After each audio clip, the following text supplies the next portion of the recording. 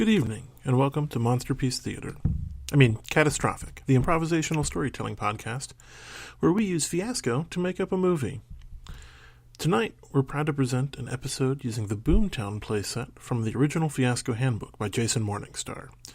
So I present to you a story of soap, misspelled jails, and treachery in the Old West. Here now, Lock, Flock, and Soapbox. All right, let's play some Fiasco. So the cool thing about Fiasco is that it is a zero prep role-playing game. You'll see if you go look in the handouts section, also where characters live in Roll20, that there should be 4 visible handouts, one called Relationships, one called Objects, Needs, and Locations. And so what we're going to be doing is building out not necessarily who our characters are. We don't start with that. We start with the relationships our characters have to each other. So we've all claimed one of the gray boxes with our player names on it, or player names, our names, human names. And we're then going to use these randomly rolled dice that I'm going to roll here in a minute and determine what the relationships between all of our characters are. So everyone has 2 yellow boxes. That's going to be, one of those is going to be a relationship, and the other one is going to be a need, an object, or a location. Did everyone find the relationships handout at least? Did anyone not find the relationships handout? I found it. Cool. So the way this works is once we roll the dice, we're going to go around the table a few times. And when it's your turn, you can either choose one of the large categories. So, for example, on the relationships page, you see it's family, work, the past, romance, crime, and community. You're going to choose one of those and define it between 2 adjacent players. So it could be between, you could say, I want there to be a work relationship between Raphael and Jason because they are next to each other. And so we could define that relationship. Oh, you were gone. Well, now you're back. It's a good thing you're learning how to play Fiasco. So you're gonna go around the table and you're gonna define a relationship between 2 characters. You first have to define a broad category, and then someone else will probably define the secondary category. You do not have to define it between yourselves or between yourself and somebody else, but it has to be between 2 characters. We're going to have 4 relationships, so that's going to be the top yellow card in each of those pairs. And then we'll have 2 needs, 1 object, and 1 location that are defined in that same way. So there's a location that is very important to 2 characters. So far, the locations could be residencies, the Bradford Hotel, the decent part of town, across the tracks, up in the hills, or Indian country. I just now noticed that it says Indian, and I'm not appreciative of that. Should really have checked that before I did that. So native country. I'm just going to edit on the fly there. Do you want to say indigenous peoples country? I'm going to say country. Yeah. We can say a lot of things that are not racist. That's okay.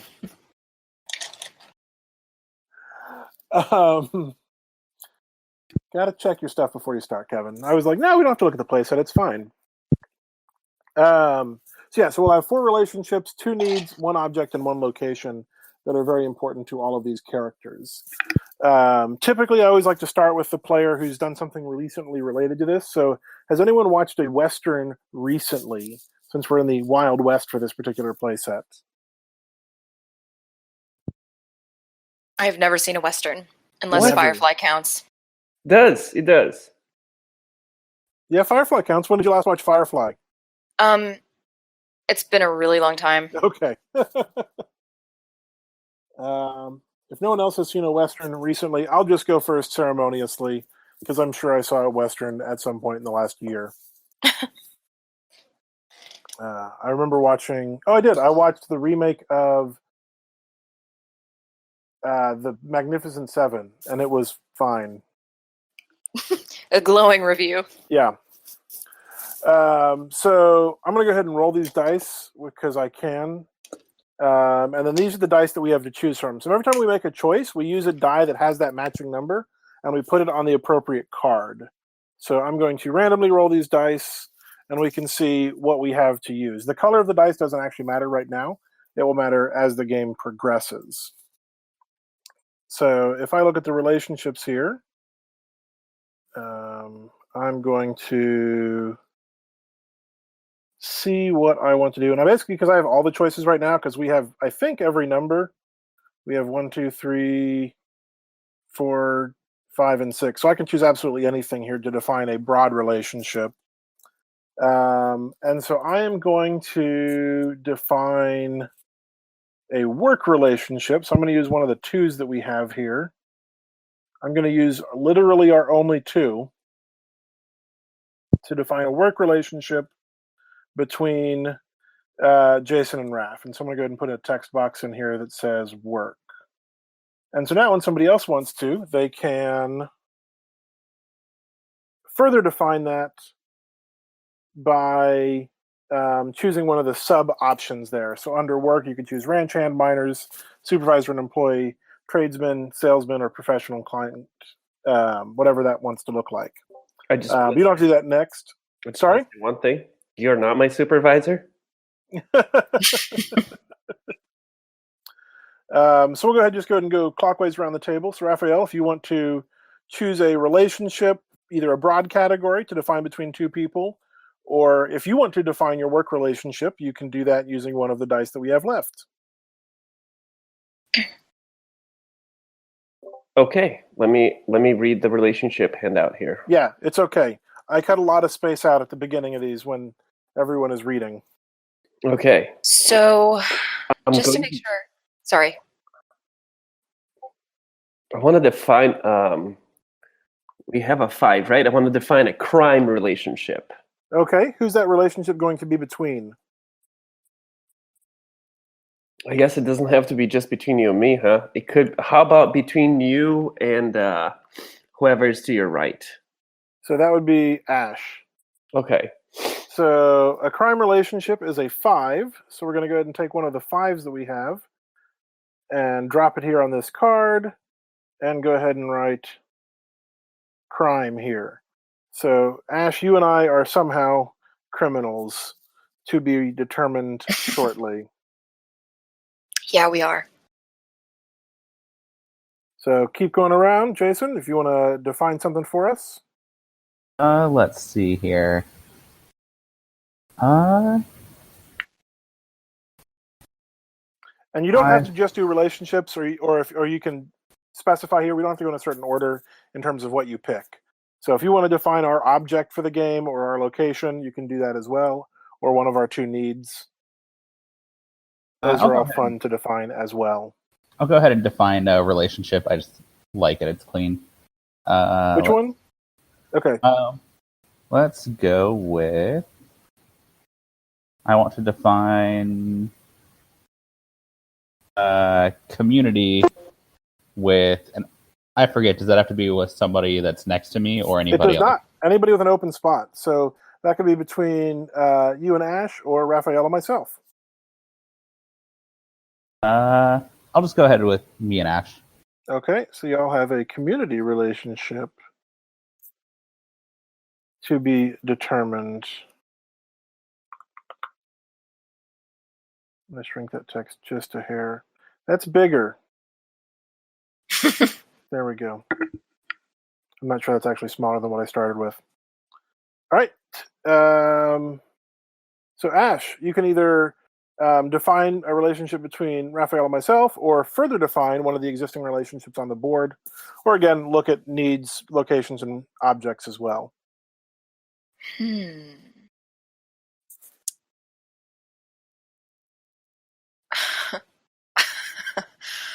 Okay. I am going to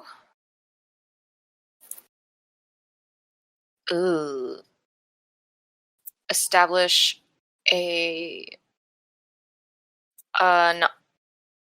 object. Okay. And I'm going to do a sentimental one. All right, so we're going to have a sentimental object. Who do you want that to be very important to? Pick two players that are next to each other. I'm Somehow specific to their relationship. gonna do Raph and Jason. All right, so Raphael and Jason have a sentimental object that is very important to them somehow, and very important to the both of them. That's the cool thing about this is you're defining something that matters and is very important to who these people are, but also ties them together.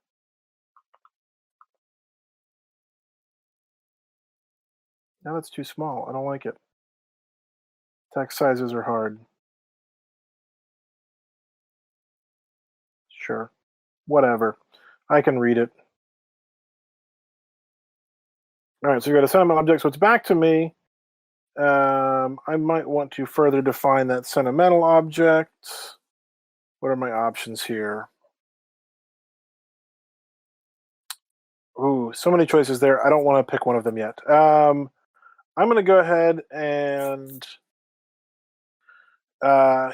define a need. So Raphael and I don't have anything between us yet, so I am going to pick to get rich as our need, assuming we have a 3 left. So I'm going to do that.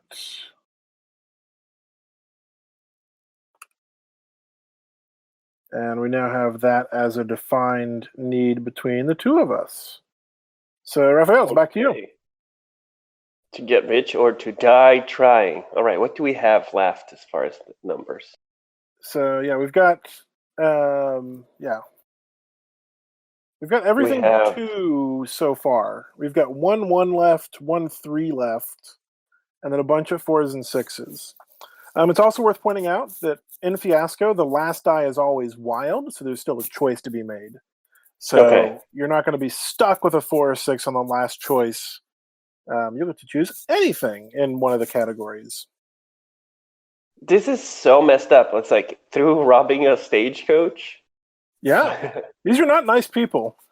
Yeah, I mean, let's do that. All right, so you want us to get rich through robbing a stagecoach. So we're going to use our very last one, and we will finalize that.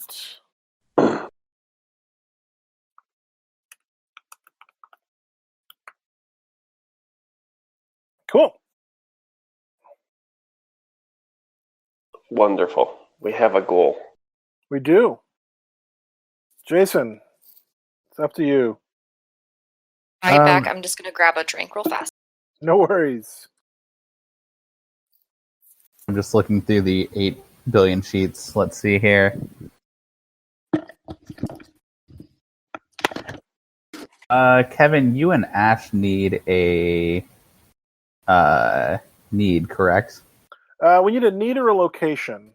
Sometimes it's good to put the needs opposite each other at the table, so to speak, but that's not necessary. So I could have 2 needs, or if you wanted to define a location between us, that could be useful as well. Let's see. But it's not strictly one or the other.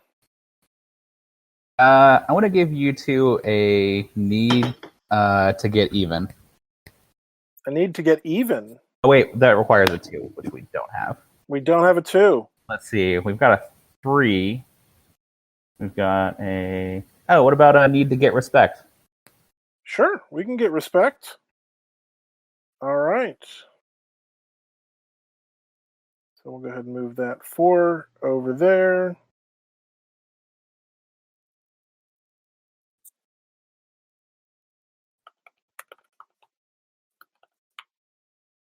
All right, we need to get respect. So if Ash is back with her drink, she can take her turn. And if not, we can awkwardly wait for her. I am back, but you can still awkwardly wait for me while I read these choices. Fair enough. Let's see. So we still need a location to be defined, as well as the specifics on most of the relationships. And then Raphael and I still don't have a defined category for our relationship either. Okay. While you're looking, this is one of the things I like about Fiasco, is you sort of end up with some tougher or unexpected choices when you run out of dice to do the thing you wanted to do. And you end up with some interesting things that can happen instead. So I only have one relationship, it looks like, and it's crime-ridden. No, so you have a community relationship with Jason. Oh, okay. All right. Okay, then I am going to define that with... Oh, fuck sticks. Man, I really wanted to be an elected official. Okay, let's see. So there is still a possibility that you could be if you don't define it now, because the last die is wild. So if it doesn't get defined now, it could be defined later. But Okay, you're cool. already criminal, so that counts already. That's true. Okay, I will define our crime relationship as,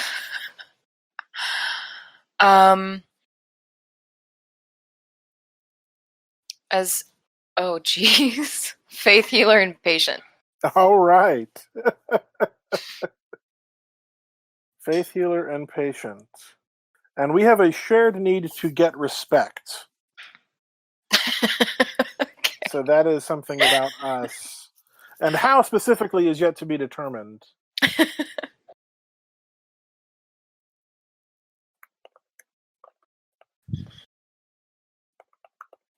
And so we're not sure necessarily yet which one of us is the faith healer and the patient, but I am excited to find out.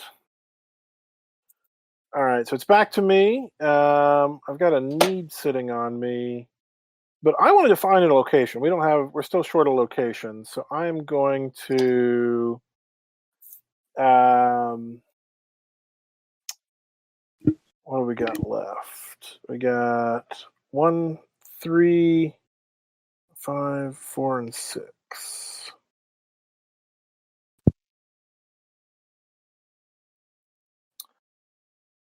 I'm going to define a location in the decent part of town. I'm going to use our last 3.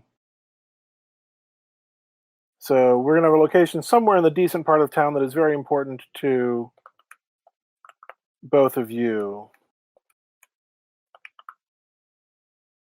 I can't spell decent. D-E-C-E-N-T. There we go. All right, back to Raphael. Okay. Relationship. I want to use. I want to define the relationship between the two of us Okay. as a community relationship. All right, another community relationship.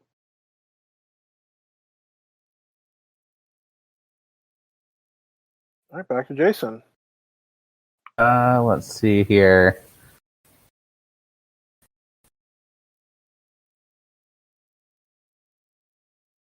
Sorry, just looking at the numbers we have left. 4s, 5s, and 6s, it looks like. Yep.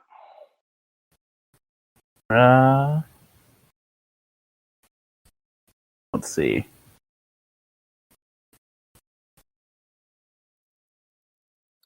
Yes, you still have to define the work relationship, that sentimental object, where in the decent part of town we are, and how Ash and I need to get respect. I want to define the work relationship as being between salesman and customer. Okay. What number is that? I don't have it right in front of me. Oh, sorry. It's 5. All right. 5. Yep, wrong spot for the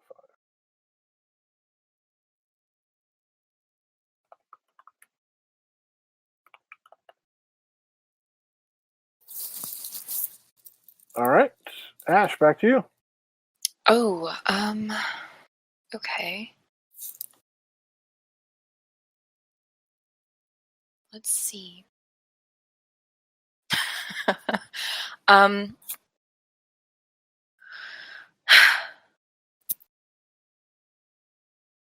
I am going to define the relationship between me and Jason.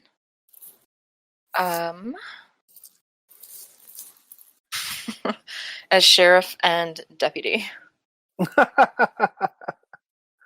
All right. That's under the community.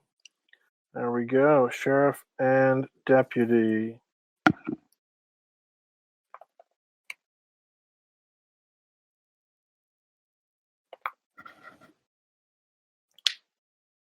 Sheriff.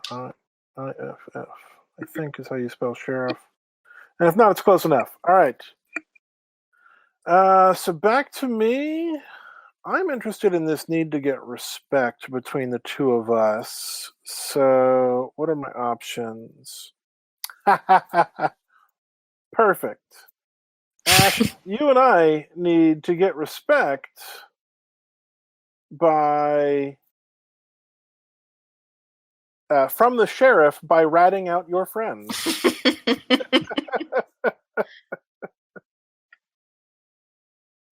I think that makes me the sheriff. Or the deputy. No, Yeah. I'm pretty sure that makes me the sheriff. Well, so it's interesting because we've got now this need between us. One of us is a faith healer and the patient. Mm-hmm. So I think I might be a faith healer. Yeah. Congratulations on your new career, Kevin. Yeah. A faith healer that also Cool. robs That's cool. stagecoaches. Yeah. Oh, yeah. Well, I'm probably not a very good faith healer. And so I'm trying to make money through other means. Diversify your portfolio. This is why I like Fiasco, is because you start seeing these like relationships develop and then like who we are. All right. We've got 3 more to determine. We've got to figure out a community relationship between Raph and myself. We've got to figure out what that sentimental object is and where in the decent part of town is very important to Ash and Jason.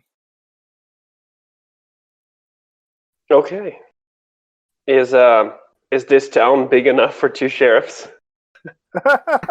Maybe. I mean, maybe we have 2 competing towns. Oh, that's a good point. I mean, that would be a really interesting thing. You know, sort of a Midland Odessa style thing. You end up with a, the boom town from the oil, and then that neighbor from just down the road.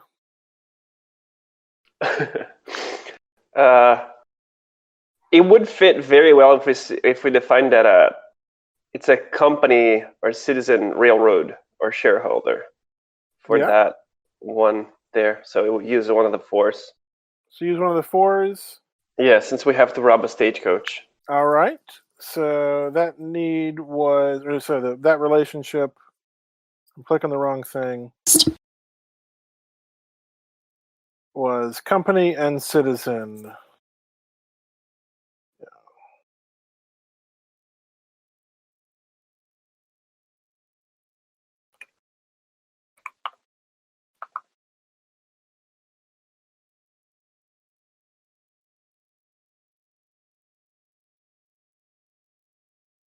I don't know why it's not saving the text when I make it bigger, but that's fine.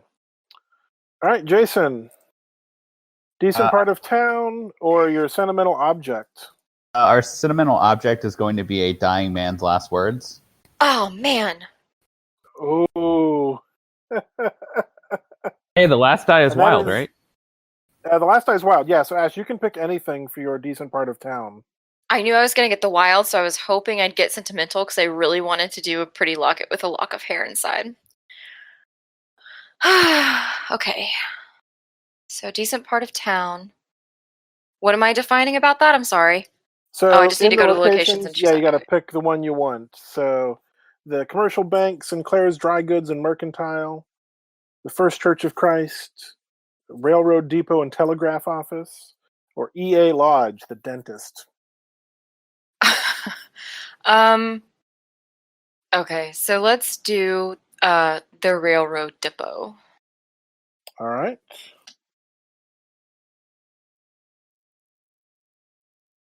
The Railroad Depot and Telegraph Office. Mm-hmm. And I'm actually going to get like a drink, like a boozy drink. I'll No be right back. worries. Hi,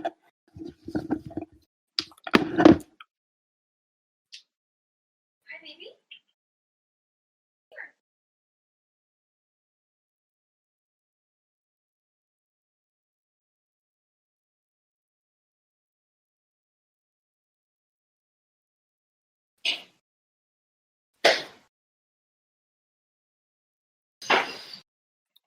All right, so let's figure out who we actually are now. Yeah.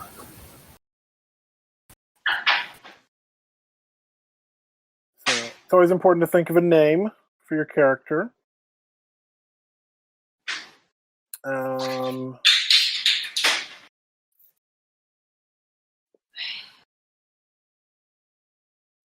So, Raphael, my immediate thought is, if I'm the faith healer, or regardless if I'm a faith healer or not, like, I think being the I don't know. I'm just trying to put all these together. So, like, I'm not sure if I'm the company man or the citizen, but I feel like the citizen is the stronger choice with also being a faith healer, and you're maybe the inside man on the stagecoach. It would also make I sense see. for him being a salesman. Yeah, what are you selling on the? Yeah. You're riding the rails, selling things, selling trains. I don't know. Me? Like selling the Yeah. trains? Okay. Or Okay. you're selling the things on the train. You know, you're. Oh yeah, I sell the things on the train and I get greedy about them. Yeah. That's a good background. It occurs to me right now that a stagecoach is not a train, but I'm I okay know. with that. Yeah. It's okay. I don't know. I like the idea of us robbing a train, even though I was thinking of a stagecoach. We don't have to be 100% tied to these things either. Well, it's still robbing a moving vehicle. Yeah, it's still a lot of work. vehicle. It's a lot of work to rob a moving vehicle. Yeah. I'm just really interested in where dying man's last words come up in our like salesman and customer conversation. That's a very good question. Why is that really important to you?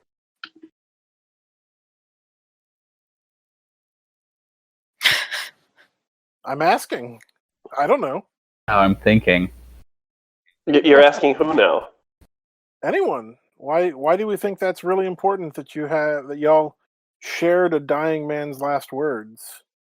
I don't know if we do. Maybe share a them. robbery gone wrong. Yeah, one of our partners died. Well, so the dying man's last words are important between me and Raphael. Yes. Yeah, so I was thinking like a robbery at wherever the sale is occurring. Yeah. And Ooh, I mean, I like that. Like, it wasn't like, you, Raphael, were being robbed. Jason was the customer, and someone died. yeah. I could also see that being really important to Jason if he's the sheriff and or deputy. Like, he failed to stop someone from dying. It's a tragic backstory sort of thing. Oh, I see. He could be the fence. He could be your fence, Roth. The dying man's last words could also be something like an admission of guilt or ratting somebody out. Yeah. Oh, or leading to that. Yeah. Like damning words that are great evidence. I like that. And we don't have to figure it all out right now. We want to just have sort of those rough ideas, and then we may discover some of that through play as well. So don't feel like we have to have 100% of what we are. I'm trying to think. Do you mind, Ashley, if I'm the faith healer? If that's the direction we go? Go for it. Okay. I'm trying to think of a good Too busy running this town. a good faith healer name.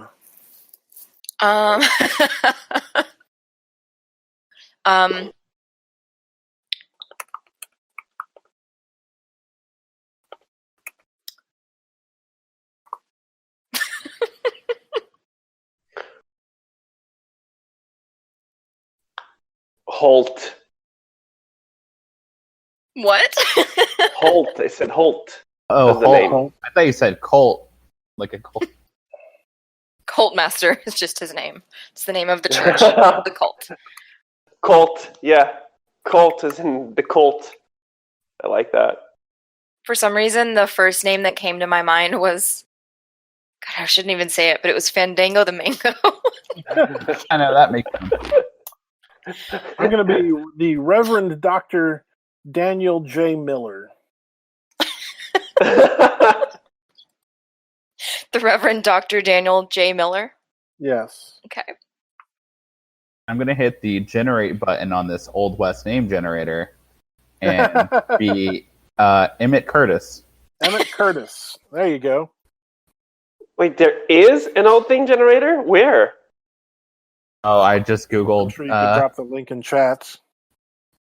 Yeah, that would be helpful, huh? I just like to come up with fun names.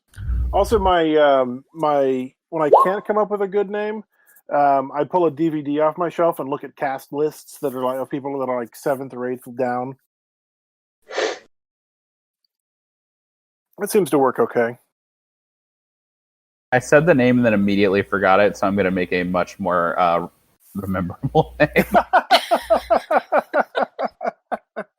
I think it was Emmett Curtis. I think right. it was Emmett Thank Curtis. you. It was one of those 2 first names.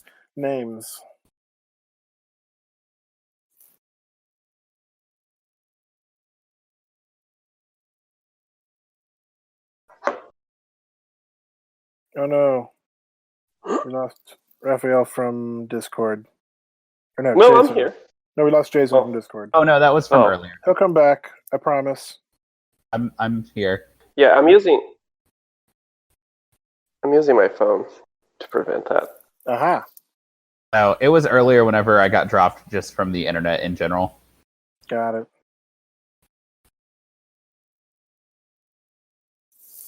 It's a little more inconvenient to have like 2 devices, but it's perfectly fine. And that's technology. If you're not working on 3 screens, are you really working? Yeah, I don't think so. Okay, I got a name for myself.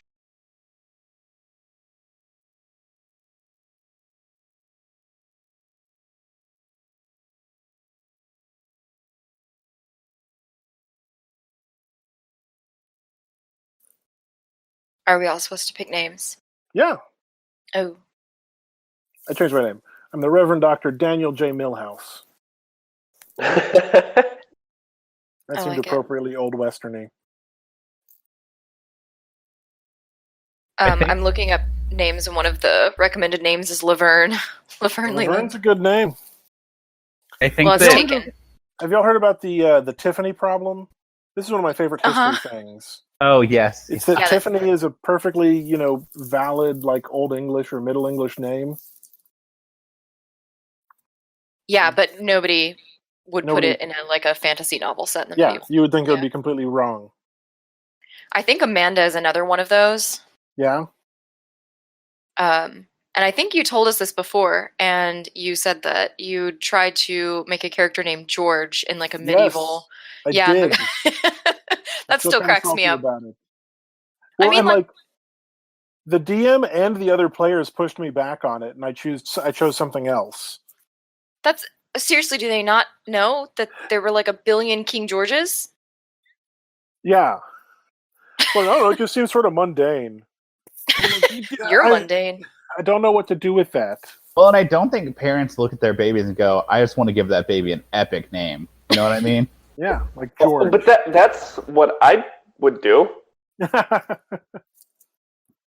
Also, I appreciate you not taking the name off my cat, because if I had to call you out, it would be weird. Yeah. That would be really weird. I don't know, man. I'm really terrible at picking names. I'm kind of thinking like. I was going to say there's always the Old West name generator. Yeah. I'm actually looking through that. I feel like I'm kind of thinking Gertrude Hammer. Ooh. Gertrude the Rude Hammer. Gertrude the Rude Hammer. I mean, you'd have to be rude to get, into a position of law enforcement for this town. You're telling me. How about like Hammersmith? I think that sounds better. Let's do Hammersmith. There you go. Gertrude the Rude Hammersmith the Third. Ooh. The third? From the New Hampshire Hammersmiths? No, from the Kentucky Hammersmith. Oh, okay. Yep, good old Kentuckian Hammersmith family. Theodore W. Kenyon. That's a sales name if I ever saw one. That's the goal. I hate that these names keep like snapping to the grid and Yeah. throwing I everything hate off. that. It's like, no, just let me put it where I want it. Don't tell me what to do, roll Fine. 20. You're not my dad. I mean, if I was smart, there's probably a way to turn off the grid lines and turn off snap to grid, but I ain't got time for that. I think I can do that for you. Boom. I That might won't just stop have been you. for mine. I don't know. It's really Yeah. funny if they have a grid Oh, and you have wait. the option to just say, but not for me. I just turned it thank you. off. It was called no snapping. It was just a setting.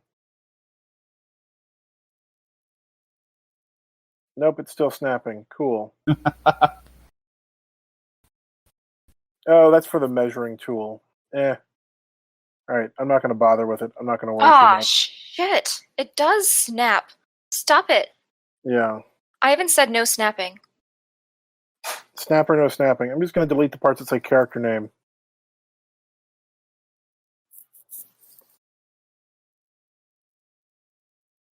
All right, so between Emmett and Gertrude, who's the sheriff and who's the deputy? Oh, Gertrude's the sheriff for sure. You're going Who? to be the sheriff? No. You're going to be the sheriff. I'm going to be the deputy. Okay. So Gertrude is the sheriff of this Old West town. Does this Old West town have a name? I think the name should be a democratic thing. I don't want to rule like a despot. I'm not like... You don't want to rule with an iron fist? You know, the Hammersmiths do have a long legacy of being controlling and ruling over their dominion with hostility and force, and I'm trying to bring some balance back. Yeah, Can we just call it Tombstone? we can. What? That's a name. We call it Denver in Yeah. the West. I feel like we should name it after like the most bougie neighborhood in Boulder or something. Hold on. How about Hold on, let me go on Boulder's Zillow and see where I find a property that's millions of dollars. And then we'll pick that. Hold on. That should be easy. Valmont. There's one How called about- Gun Barrel in Colorado, in Boulder. There's a gun barrel, you said? Yeah. Gun Barrel's a pretty good name for an old Western town. there's Yeah, bitter there's also- water? Bitter water. Sunshine Canyon. Oh, so Oat many scar? choices. What does that even mean? Oat Scar? Scar? Oat scar. I like that just because it's meaningless. Yeah, let's go with that one. Yeah, let's take a grain and then something really cool. Yeah, How what's about really cool? Scars. barley motorcycle?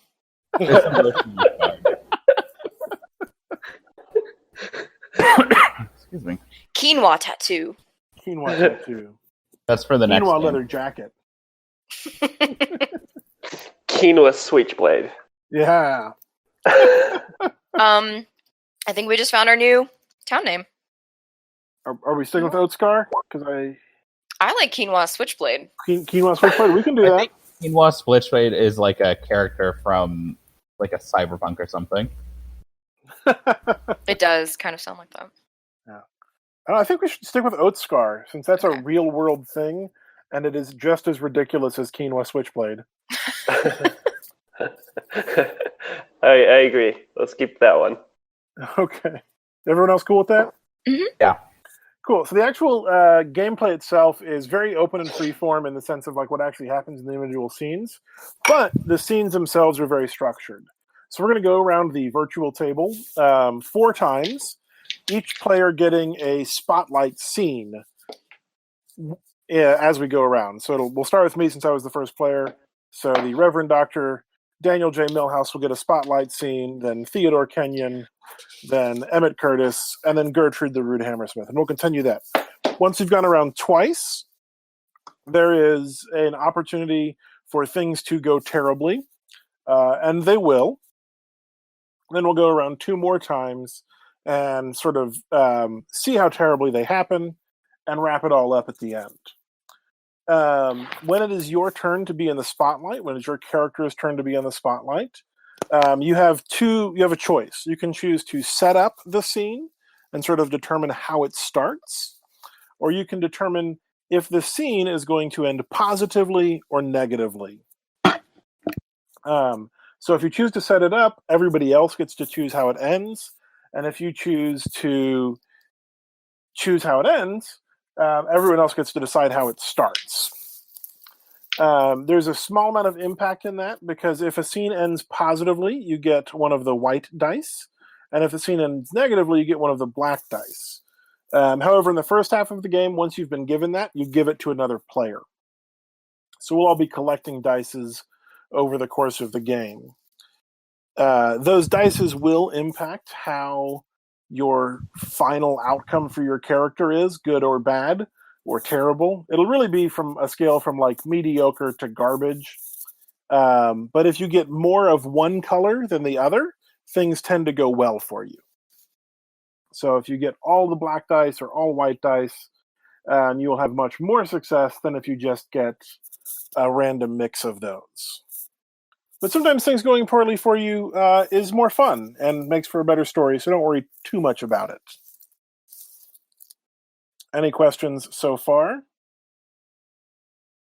I'm good. Any remaining like outlying questions of like what we want to do in terms of who we are, or just let the rest of it sort of come up in game? I think that just one defining thing, that I was the salesman, right? In the thing, and I am the company man. Yeah, you're the company man. You're Okay. I suspect you and I are planning to rob a train or a stagecoach, whatever, a coach train. And I'm using you as the inside man to make that be more successful. Because really, this life of a faith healer is just not doing what I would like it to do, which is making me a lot of money. It's not fulfilling that need, the primal need that you have. Yeah, I need to make a lot of money, but I also need a lot of respect, because I've settled down in this town, and so it's important for me to get respect to the sheriff by ratting out my friends. But you, Theo, you don't know that yet.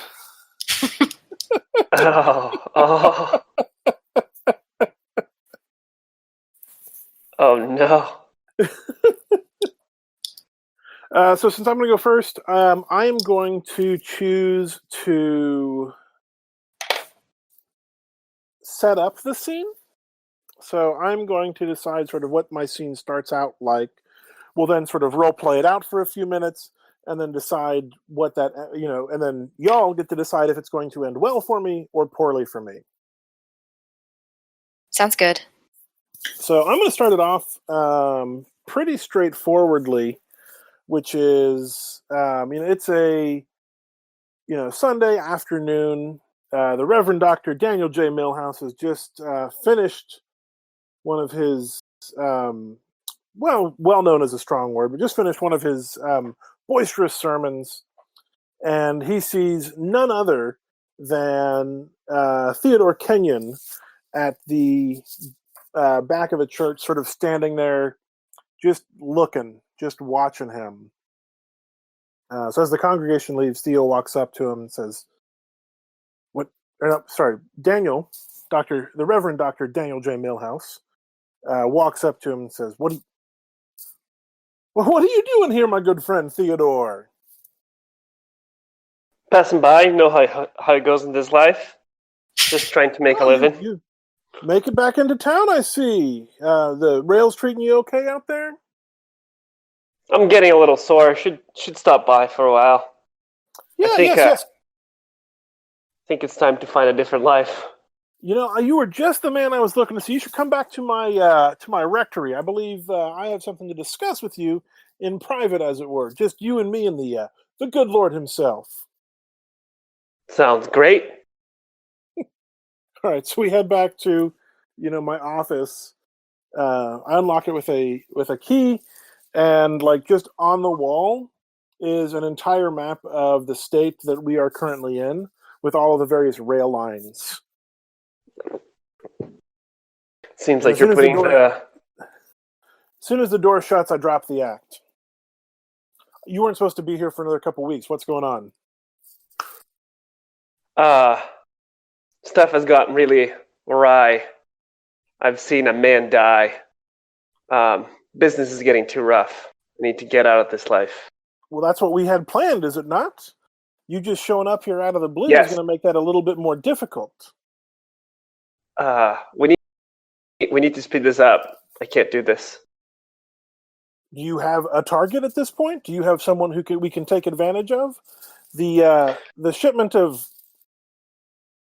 what's something important people ship?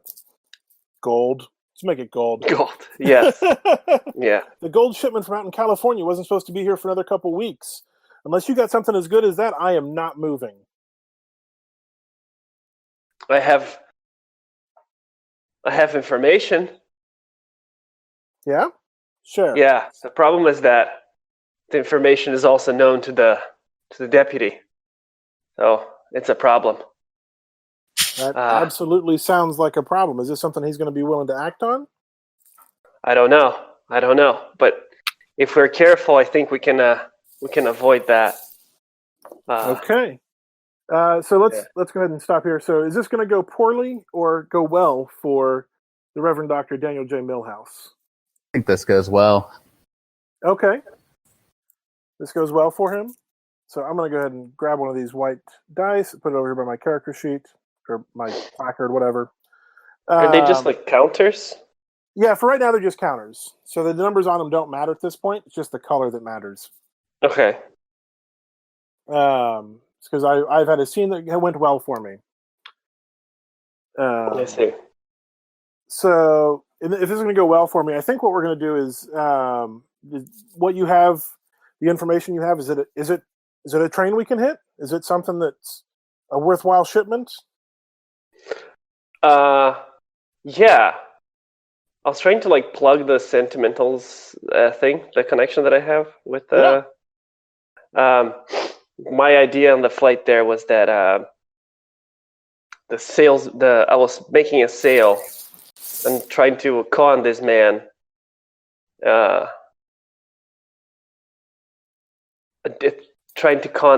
he died somehow. But that guy had information that we could use to do this. Was it a shipment heist. or was it something worth stealing on a train? Yeah. What is worthwhile? Like livestock isn't worth anything. Oh my god. Livestock is absolutely worth something. Yes, why your cattle shipment of references goats. Goats and guns. Shipment of prize goats. Prize goats, okay. Shipment of good horses. No, goats. Goats. Goats for sure. That's It's gonna be goats, goats. but also there's guns. Goats and guns.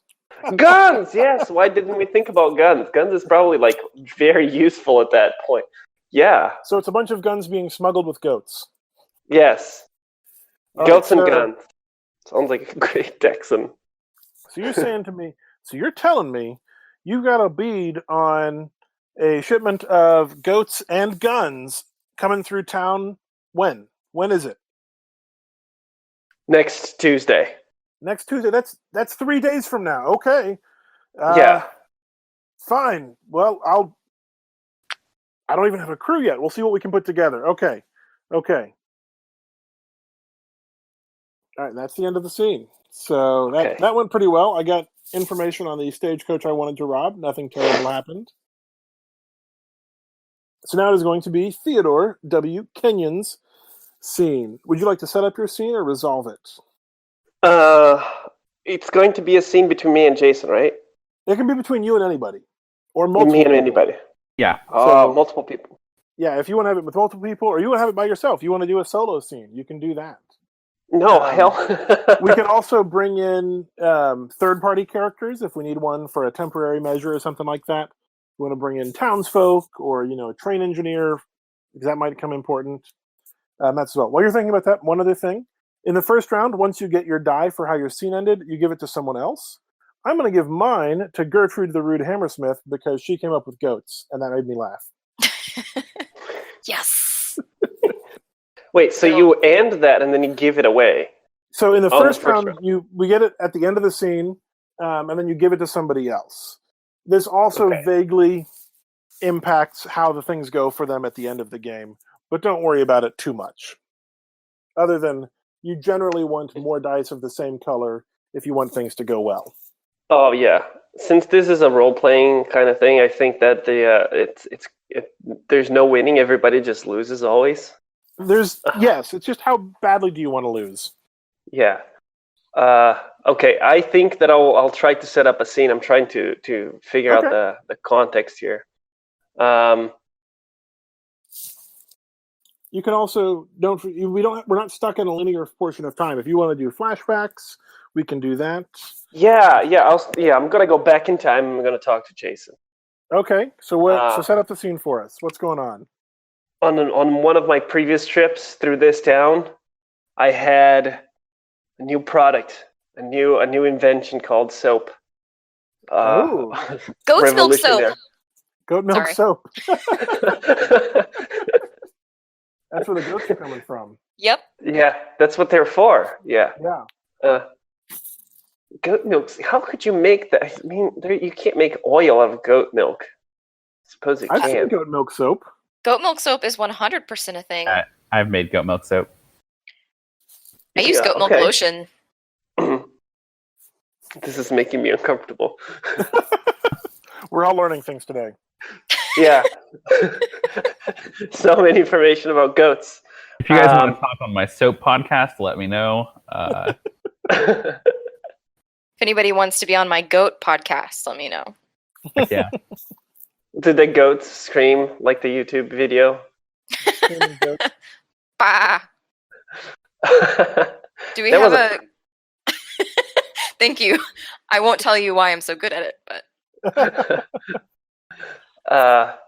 So you're saying, are you trying to sell the goat milk soap to Emmett Curtis? Yes, I was selling goat milk soap to Emmett Curtis. I was peddling in my soapbox in the middle of the front of the bank where people have the money. Okay. Yeah, and I was still happy and spry about my life at that time. It was recent. It was 2 weeks ago. 2 weeks before the scene we just had. Yeah.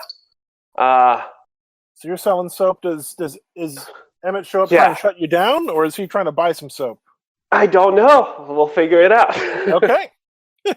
So I'm gonna get on top of my soapbox. I'm gonna get one.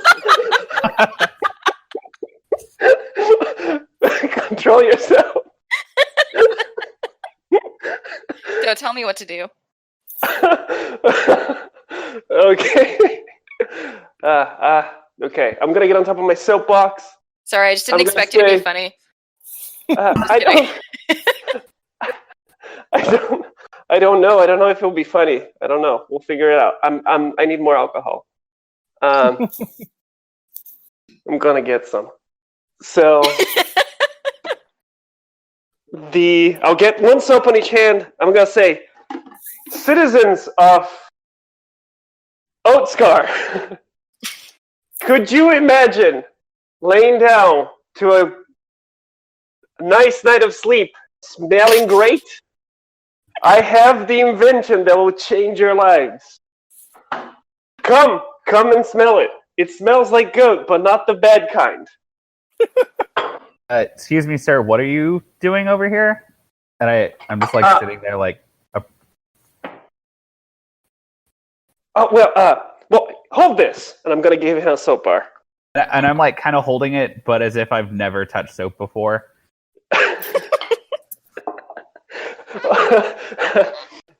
Have you smell it? Smell it. Trust me. Trust me on this one. I smell it and then sort of bring it away from my head, oh God. Isn't it great? What is this? It's soap. It's wonderful. So you're out here selling soap? Yeah, exactly. They sent me with crates and crates of this, okay? I don't know what for. It's just always around here. Did you get a? I don't know what to do. I don't know. I have like containers of this. Could you like help a brother out? You know that if you're going to sell in front of the bank in a public street, you have to get a permit for that, right? I'm sure I can sort that out. What is the number? The number. Oh, our address is literally just go down the road there to the left on the big thing that says jail. Oh, I see. So I go on the thing that says jail. Okay. I'll do that. I have a different idea. Soap is also glycerin, and it's kind of explosive. It's Stole my idea. You have crates of an explosive with you? No, that was off topic. No, that was on. That was super on topic. It was on topic. I'm sorry. Sell it. Hold on, I need to slow down and think about this for a sec. Should we figure out whether this is going to go well or not?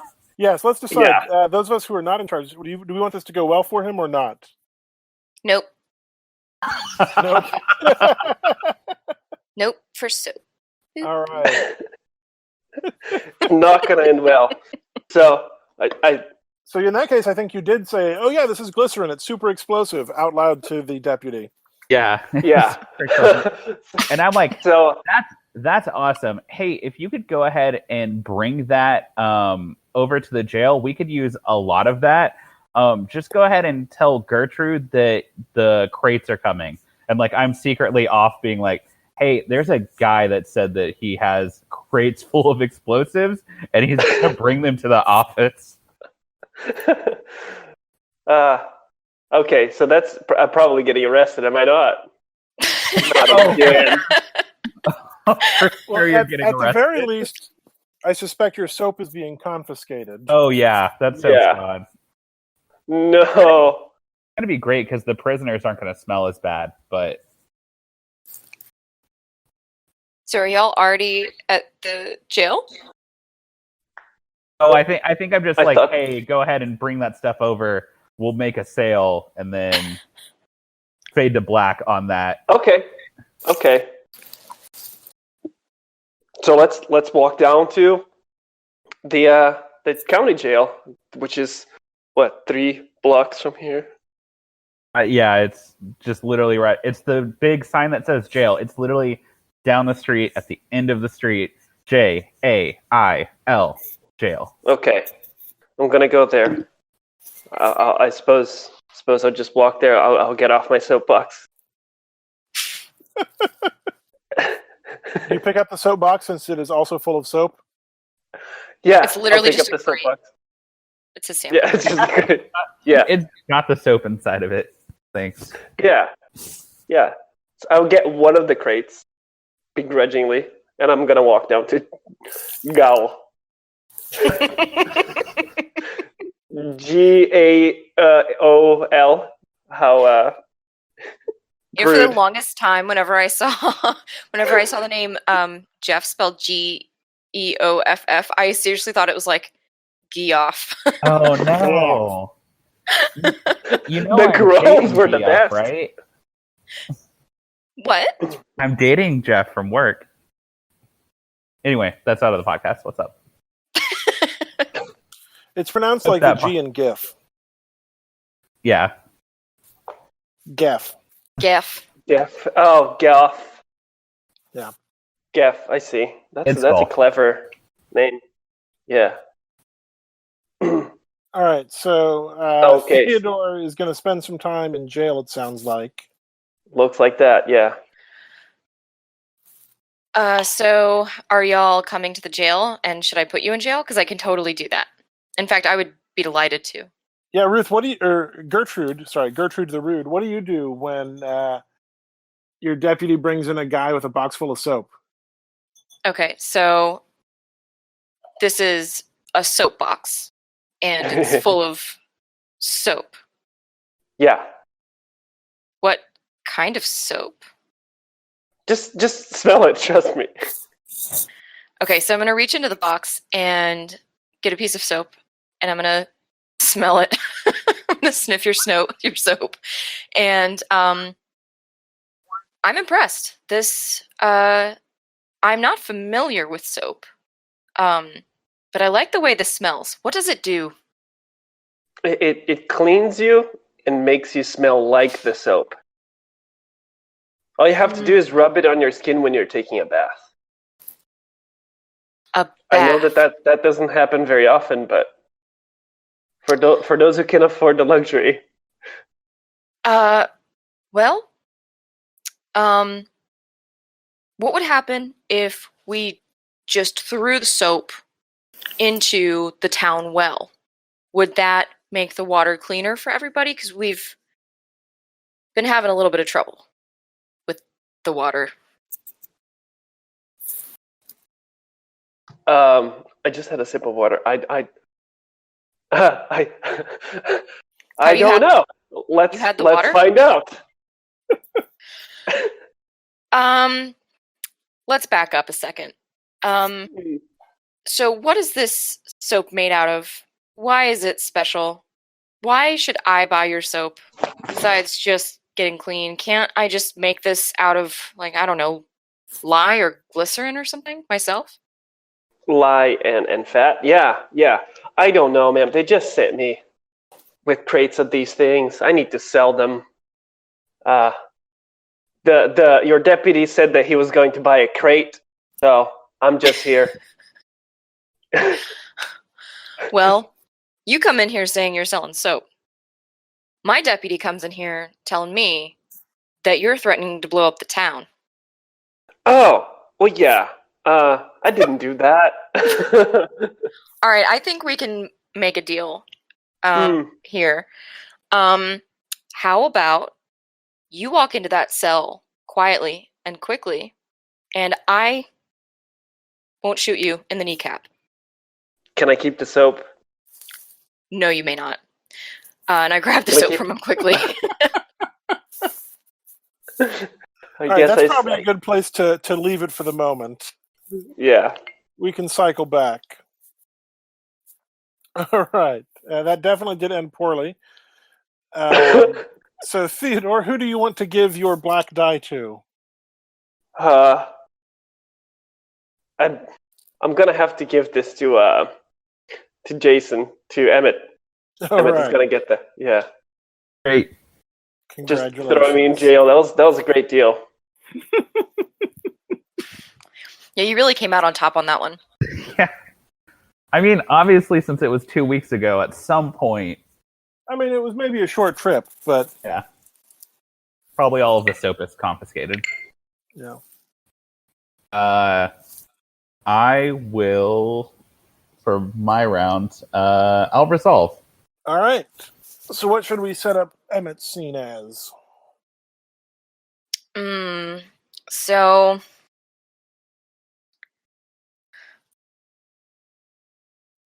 I'm not sure how the railroad... What? Trying to dispose the soap at Gertrude's orders. Gertrude wants to keep the soap for herself. Oh! Gertrude really liked the soap. Yeah, so why is the railroad depot and telegraph office important to y'all? That's what I was wondering. Yeah. Railroad depot. Oh, maybe that's where I go hide the soap. I don't know. Well, that's also probably where the goats and guns are coming through, right? Yeah. Mm-hmm. Although so we all just are hiding things at this railroad depot.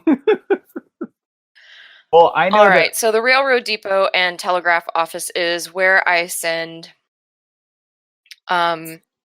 telegraphs to people, and that is where I hide my soap. Okay. Wait, it's Emmett's turn, so we're still setting up for him. So okay, so do we start off the scene ourselves, basically, or do we give get him to decide what his scene is? How does it start? I think Emmett should be helping me lug the soap to the railroad depot and hide it. Yeah. Let's see how that goes. All right. Cool. Emmett, So, could you give me a hand here? yeah. Is this the explosives from earlier? Yeah, let's just call it soap for now. Oh, cool. Yeah, I can take a couple of these crates, and then I have a small wheelbarrow that I've made that I'm just barely able to pull along. I think that wheelbarrow would work a little better if it actually had 3 wheels on it. Oh, yeah, I don't have cash for that one, but the 2 seem to be doing kind of okay. Okay, if it's working for you, that's fine. Yeah. So I'm going to plop this last crate into the wheelbarrow for Emmett, and I'm just going to stand and watch him. I'm thinking we should hide it in the telegraph office, since I'm really the only one allowed to go in there, besides the telegraph writer. Oh, yeah, totally. What are we going to do with it afterwards? Should we be bringing explosives into a soap public area? The soap, sorry. Well, nobody knows that it's explosive. It's, for all intents and purposes, soap. Got it. And I don't have enough room in the sheriff's office where I sleep to keep this. Everybody would want my soap if they knew about it. And I have a feeling that Theodore guy is going to be back in jail a lot. So he can't know that I have this. So let's keep it here for now. I'll try to find something else later. Yeah, telegraph office. Thanks, Emmett. Cool. So I'm slowly dragging this non-functioning wheelbarrow that's dragging lines into the dirt through the town. And it's probably more difficult than it would have been had I just picked the crate up and did it normally. And I think I probably make it over to the railroad depot, right? Yeah, uneventfully. Yeah, probably uneventfully. Mm-hmm. Do you consider that, you want this to be a positive resolution for you? I want this to be a negative resolution. Okay. So you get to let's do this. Let's let you get to the telegraph office. And you're not actually sure where to store it. There's not cabinets. It's basically just a room with a chair and a table. So where do you put the soap instead? Oh, instead of the telegraph office? Well, you get there and you're like, well, this isn't gonna she wants it hidden. If anyone walks in here, it won't be hidden. Oh no, I think he does hide it, but I think maybe he just throws a blanket over it or something. Okay. And it's great. So it's negative in the sense that anybody will be able to find it very easily. Yeah, exactly. Hey, I have a real quick terrible job. Here's a fun thing for us to figure out later. Is that soap? I guess we'll find out. Toss it in the well and find out, yeah. Right. You could also hide it in a stagecoach. Presumably if there's any sort of post around. Yeah. That might work. Just I something really like that idea. Yeah, let's do that one. Sounds good. Is that what you want to do, Emmett? Yeah, that works. I think you cut out. Did we lose you?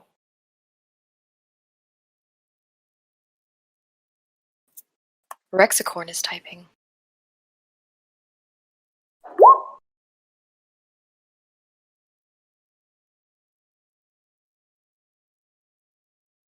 Okay. Wait. Why didn't he hide it in the well? On the way to the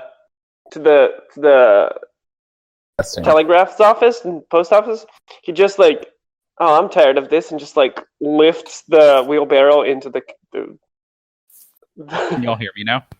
We can hear you well. now. Rad, cool. The well explodes. Yeah, I think think we decided not to put it in the well because I want it. I want the soap. Yeah, I you want to wanna be the keep it. cleanest sheriff this side of the Mississippi,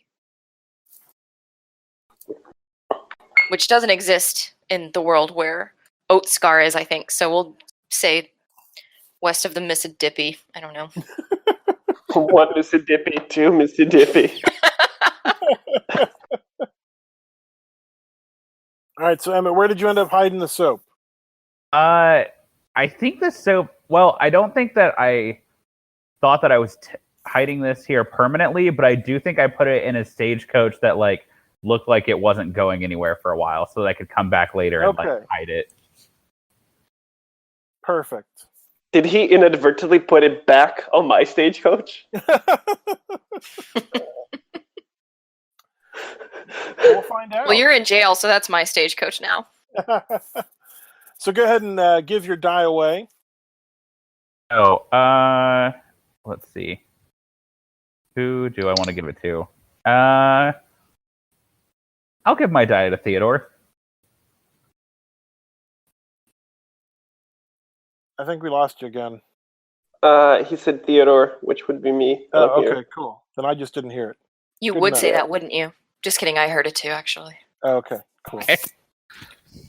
All right, Gertrude, do you want to set up a resolve?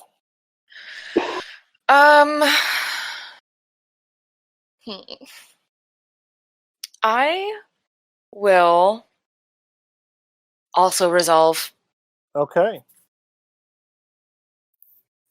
So if we're setting it up, like my initial gut is to say I want to see, I want to see you as a patient to the Reverend Dr. Daniel J. Millhouse. Sounds good. I was What's kind your of thinking ailment? that Do you- Maybe sin from stealing. too. My Stealing, ailment is that is sin. The can sins of the actually town. cure that. I'm gonna say it's sin, but also my bum arm, which I got while sinning, and I need Okay. it to be fixed because I have to shoot people a lot for my job, Mhm. but I keep missing and hitting their knees, Ah. which is why I threatened Theodore's knee because I knew that if I aimed for his head, that's where I'd hit. So you come see. So I think setup is you come see the Reverend Doctor for your, checkup or, monthly laying of hands. That sounds like a sin. That's for sure. Monthly laying of hands. Okay. All right. So I guess I'm gonna approach the Reverend then at his, or was it his rectory, which is down the street from the gal. Yeah. And all right. So I'm gonna approach, knock on your office door, Reverend. I'm Adam Hammersmith. Yes, come in. How good to see you again. Thank you. Well, I wish it were under better circumstances, but What plagues you, my dear? it's my arm again. I was lifting, definitely not crates full of soap. And Why- nothing. That certainly is an oddly specific thing for it not to be. Well, it definitely was not that. So I just wanted to be clear that it was not a crate full of soap that I may have taken off of a grifter who threatened to kill everyone in the town. Anyway, since it's not that, let's just move on. Yes, yes, of course. Hurt my arm, as you know. I know that you said you could heal this, but it's been. This Well, is it is not what I our. that does the healing. It is the good Lord himself. I am but a vessel for his ministrations. Well, this is the 5th ministration and our 5th laying of hands, and I'm no better than I was, 5 months ago. Well, Since you it's a have to monthly believe. laying of hands. It is the good Lord himself can do anything he so chooses, but it is up to us to find the miracles amongst ourselves. So you're saying that god or whatever chooses not to heal my bad arm because he likes it when I shoot people in the knee. Have you asked yourself this? Have you asked yourself, what have you done to earn the healing of the Lord? Well, I run the town. I keep it safe. I stop people from stealing things. I send so many telegraphs. And this is what I get. I get a faith healer who tells me I have to believe in God more to fix my arm so I can stop shooting people in the knee. Awesome. That is the way of things. That is indeed the way of things. I'm curious though if I could perhaps understand your ailment a little.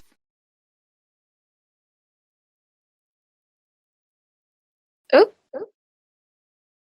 Kevin? Did we drop Kevin? Yep. I wonder see how long it will take for him to notice. There he is. I know.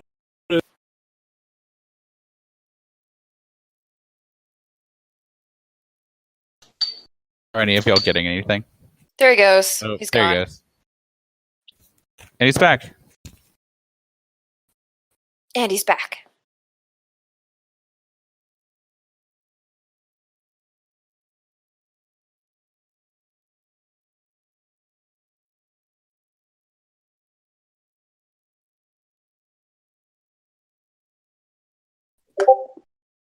Boop boop.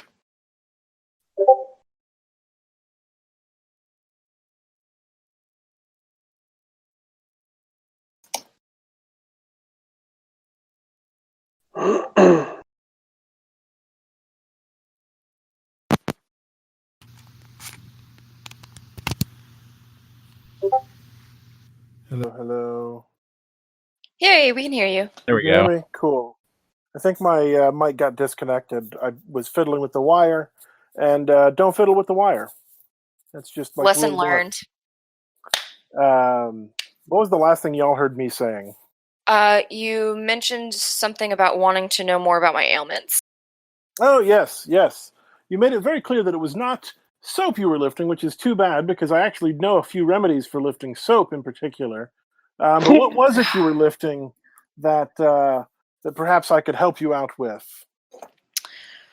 That information is on a need-to-know basis and is above your pay grade, Reverend.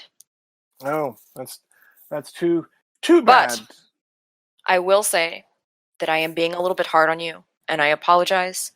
I've had a very bad day.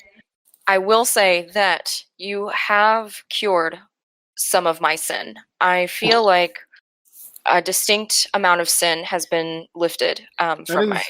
That is good to know. I am very glad to hear it, as I do collect quite a bit of sin from amongst our townspeople. So I am well in the know of what everybody is doing, as it were. But most everyone is willing to do the appropriate penance and avoid having to, sin further, as it were, or be looked down upon in the eyes of our great Lord by appropriately penancing themselves for those terrible things they have done. Right. Appropriately penancing. Well, if any of them are breaking the law, that is something for us to deal with. Sounds like you know a great many secrets in this town, Reverend. Oh, no, secrets are not... I mean, people confess to me, as you have as well, and I feel like it would be rude to just tell you outright what sort of things might or might not be happening in this here town. Well, Reverend, I would my need arm hurts. some sort of, you know...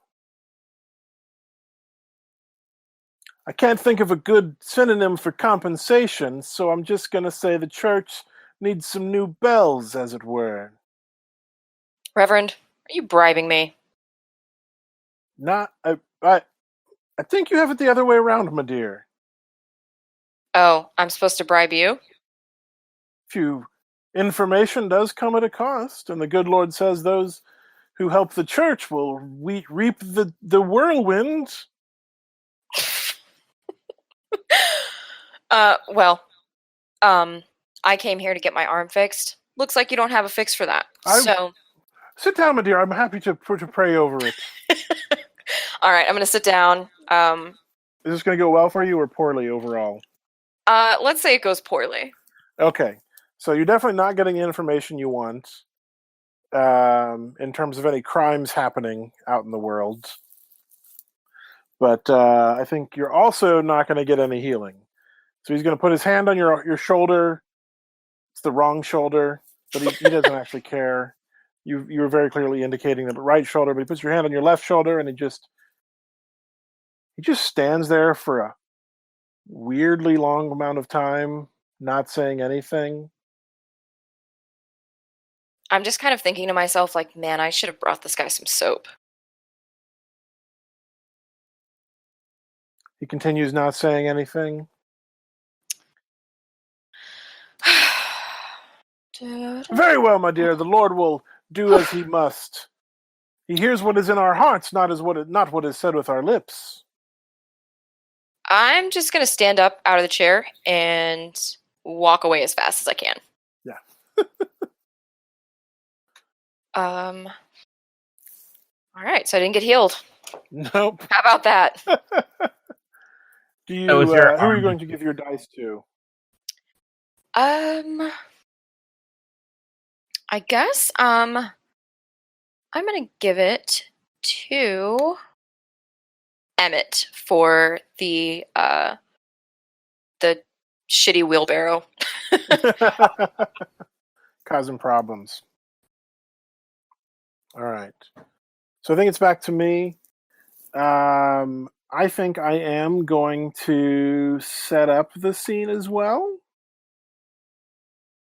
I think I want to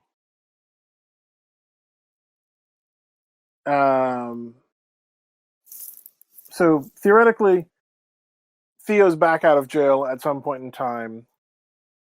Yeah, I'm just gonna got tired of my face. Yeah, I'm gonna grab him and pull him back on. So I want to go find Theo, almost immediately after Gertrude tells me that she wasn't lifting soap. So I don't find him. I send an acolyte or something to go find him. I'm not interested in actually leaving the church house if I can help it. But I have him brought to me. Theo, my good man.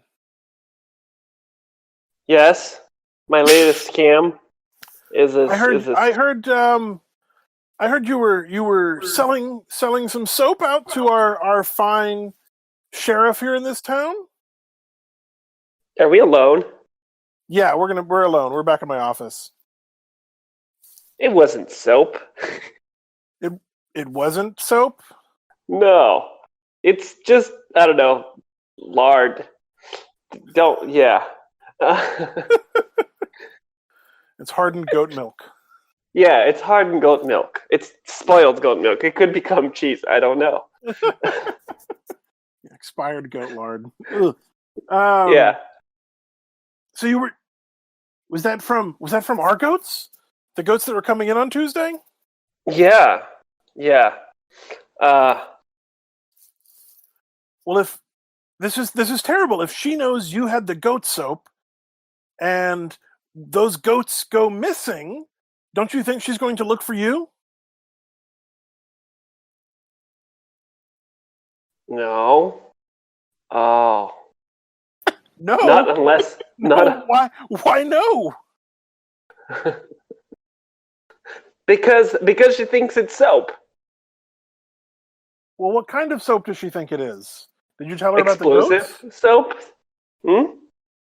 Explosive soap? I've never heard such a wild thing. No. If we're gonna go into the chemistry of lie here. I'm not interested in all your book learning. I just want to know if I steal these goats, if I'm gonna get the finger pointed back at me. No, because goats don't have anything. No. You do not seem confident, my good man. Does this go well for me, or does this go poorly? I You know what? This is gonna go well. This goes well for me? You're a man of God. Everything's great. Everything's great. I was gonna say no, but Ashley feels We cheated. should just have a vote. amongst the two of us, The Or three the of because you. okay. I get to decide too, and I don't know what to say. I think it goes poorly, Yeah, I want to I say it think- goes poorly. but why? If it goes poorly to him, it also goes poorly to me. Not necessarily. Not if you're the one who like twist the situation to your advantage. Okay, we can say that it goes well for now. Maybe like y'all two come up with a plan to maybe intercept the incoming goat and gold shipment, or goats and guns. Sorry, so many G words. Yeah. Gal, God. goats, gun, gold. Yeah, so y'all could like make a plan to intercept the So we the have shipment. your stagecoach, right? We Yes. can use that to ride alongside the train and throw the goats off into the stagecoach. How many goats do you think we could fit in your stagecoach? Is the soap still in it? Well, we're not doing it right now. I'm talking it out. I'm discussing a plan. I think you can get the whole cargo, which is 9. 9 Odd goats. number. Yeah. How many guns? With the 9 goats, how many do you think? 20. Yeah, 27. Okay. 3 per goat. Yeah. All right. Well, I mean, a man can do a lot with these goats, especially if you keep selling this goat soap to the sheriff, as it were. You cut out the middleman. I think this will work. I think we can keep this okay. We can do that. We can totally do that. Yeah. So meet me at your stagecoach at we'll say 2 a.m. to get ready on Tuesday. Tuesday at 2. You remember that? Okay. Tuesday at 2. Tuesday at 2. We're gonna go steal some goats and guns. Okay.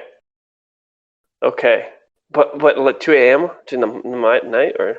Yeah, you gotta get early if you want to catch the early bird catches the goat, as it says in the good book. The Book of the Holy. Okay. That sounds good. I guess okay. Yeah. I'll be there. All right, so that's going well. So I think my plans are lining up nicely. I'm going to go ahead and give that to you, Theo, for making that work out well for me. I convinced you that this is going to end out well. Yeah. Okay. Yeah. I'm not worried about the goat soap thing. It's going to be fine. The book of the book. That's great. Okay, I will decide how this thing resolves, and I'm not going to set up the scene. Okay. So what are we doing? I want to see. I'm real curious about the dying man's last words between you and him. Although we could also, if you wanted to, we could jump all the way to Tuesday morning at 2 a.m. Oh, so and you this discover could be a stagecoach full of soap. Yeah, this could be one of the times that I was arrested. Yeah. Trying to sell him something. And I was arrested, or I was in jail. You don't get any input. We get to decide. Oh, I don't. Yeah. We're gonna go ahead and decide since you're resolving. Yeah. I think we should go ahead and skip forward to when the soap is discovered. Okay. So do we want to be the day of the robbery? Is that the plan? Yeah, I mean, I think that things are going to go terrible after that and before that also, so that's fine. Yeah, sometimes it's good to jump forward in time. So yeah, let's do it. Let's do it the day of the robbery. You're at the stagecoach at 2 a.m. Do I find the soap? You find the soap in your stagecoach. Oh, God damn it! I have to get rid of this now. And so the Reverend walks up. He's like, I see you remembered. 2 at 2. 2 at 2, just like it says in the book of the book. You'll have to pardon my accent. It gets stranger when it's early in the morning. I So put it in the calendar. Everything all ready for our shipment, as it were. Nudge, nudge. We have a problem. What's that? The cart is full. Full of goats? Would you please look? I'm gonna remove this tarp and just look inside the cart. What? What is all this? I don't know. I don't know how the hell the soap showed up again. Why is this happening to me? I was trying to get rid of this. Is this going to go well for you or poorly? Poorly, obviously. So you want this to go poorly? Okay, how about I have attempted to take a bath with the soap, and at this point, the hot water has emulsified some of the soap a little bit, or the oil, the lard block, and I'm just like, my hair is just like stringy, covered in oil. I'm pissed. I'm slippery. I twisted my ankle trying to get out of my bathtub. I'm mostly unslippered, but I'm oily haired and pissed, and I'm on my way to the railroad depot. But I'm going a little slowly because my ankle's twisted. And you can kind of hear me coming. You can kind of hear it dragging in the dirt. Do you hear that? That sounds like a slippery, angry, hobbling person. I think it's hammer time. And God damn it. Fuck. What are you doing with all this soap? Why does she know it's here? I don't know. They arrested and confiscated this from me. I was just trying to get rid of it. It was Well, you did a piss poor job of getting rid of it. You still have 95% of it at least. Yeah, and I think I'll get arrested again, but for a different reason. So I'm gonna see. Do you want to try to run away? Let's haul ass. We can get the horses away. No, we have to get rid of the soap, otherwise the horses won't run. Yeah, if we have all the soap, what are we gonna do to get the goats? Okay, I'm here, and I have a giant block of slippery soap. And I am going to pull back my arm, and I'm going to just fling it wildly at somebody's head. I'm going for Theo, and I'm going to yell. That's happening. I'm going to yell, Theodore? Is this soap? This doesn't feel like soap, and I know soap. You know, I can very clearly see that this is an important discussion to be had between the two of you. So I'm just going to. Yes, Reverend. You're staying here. Oh no! This is when you rent me out. I want to know why there is oil in my hair and in my bathtub. I have pull out. Clearly nothing to do with. Me too. How did you? Yeah. Me too. How did you get a hold of any of this soap that you didn't buy from me? It's not mine. It wasn't me. Theodore, you were arrested. You are a criminal in the eyes of the law, and I'm the law. I confiscated your soap, and it's mine to do, well, your lard blocks, and it's mine to do with as I please. I was shipping this off in a stagecoach, which I also confiscated from you, to some needy children in the town next door, which is incredibly dirty and disgusting. And I thought if we're going to confiscate all of this goat milk soap from this weird grifter, might as well put it to some good use. But now I'm just slippery, my hair is oily, and I'm pissed off, and I'm going to take out my gun. I'm going to run. Oh, okay. Oh, no. I'm going to yell, stop, or I'll shoot. I stop. I'm not doing anything. Reverend, you stay there. I'm going to risk it. I'm going to keep going. Okay, I'm gonna try to shoot, and we're gonna find out. Ooh, she's borking. Oh Jesus, I'm so sorry. Hi, puppy. It's horrible. Every time it's like my heart goes off. Molly, stop. I know you think you're protecting me. Good job. Sorry, you can totally cut this. You did draw a gun. True. She's coming after me. Yeah. Just as a note, probably Theodore shouldn't die halfway through. Well, you can still get shot though. Keep in mind, Not torturing you. the Reverend Doctor can heal you with his monthly laying of arms or hands. Now, I would like to lay my hands on some arms, but that's the real problem here. So I'm going to shoot, and the gun is going to go off. But remember, I have a bad arm, and I cannot actually shoot my target. So I'm thinking it probably goes straight for the stagecoach. Oh, I so like the idea of you winging him. If this is going negative for Theodore, you just get him right in the arm, the shoulder. He's got it tough from here on out. all right. Who makes that decision? Do we roll a 20? No, so this is not D&D. This is not like if you say something happens, it happens. So, Okay. So you wing me, I fall, and I go to jail again. The Reverend Doctor is going to do his absolute best to fade into the woodwork. That's probably a good place to end that scene for now. Is with Theo getting shot. Okay. So Theodore, who would you like to give that black dice to? I'm going to give that back to the person who shot me.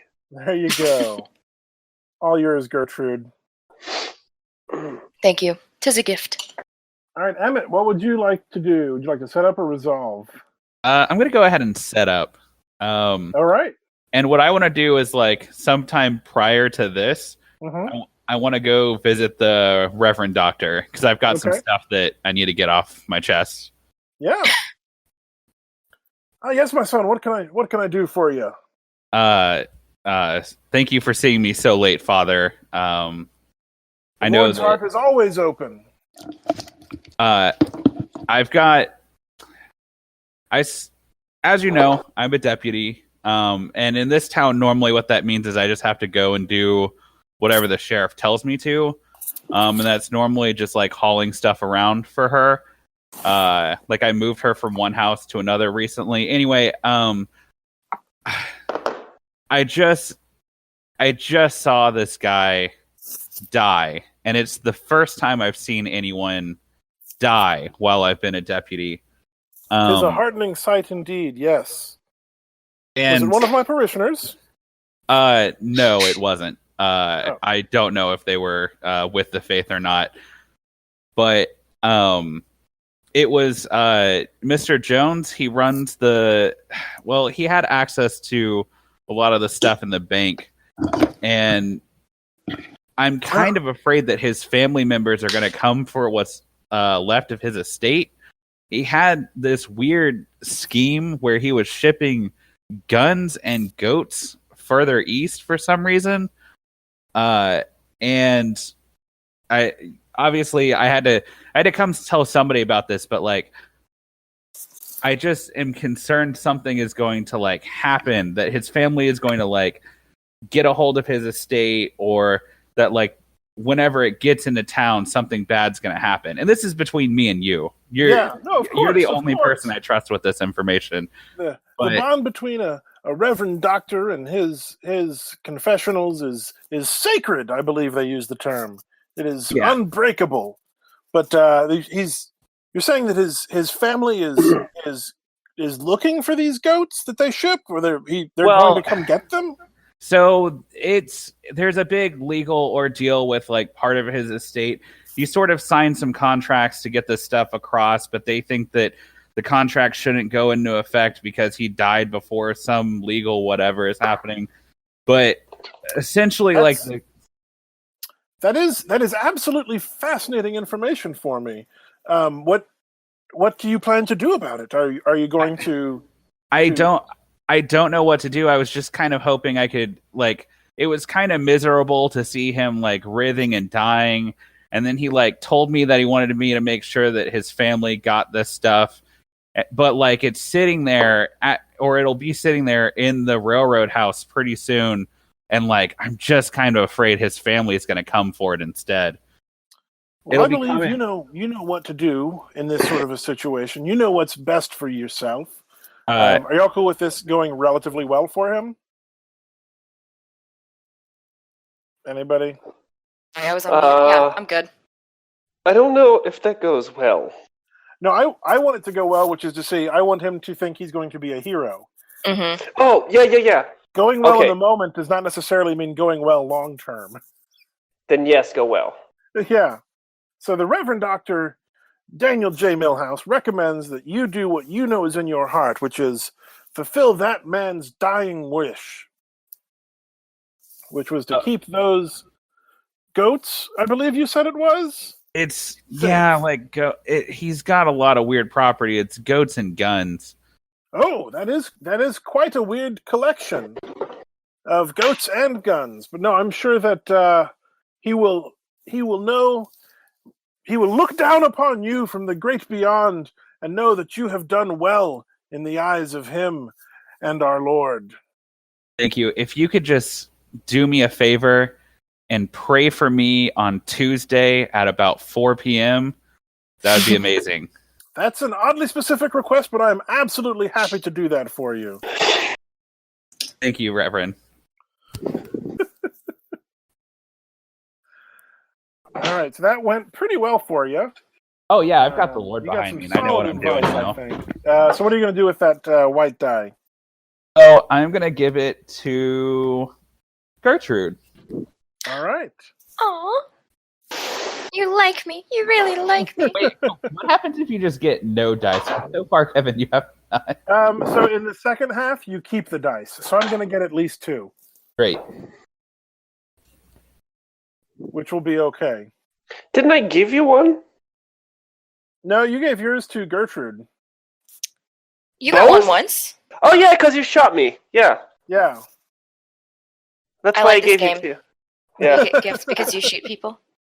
Yeah. I mean, it was hilarious. Good. Oh, I should have given that to you because you said you winged him. In hindsight. That's okay. Gertrude can keep it. I'll be all right. That's right. Don't take my dice. Speaking, Gertrude, it is your last round in the first half. Would you like to set up or resolve? I will set up.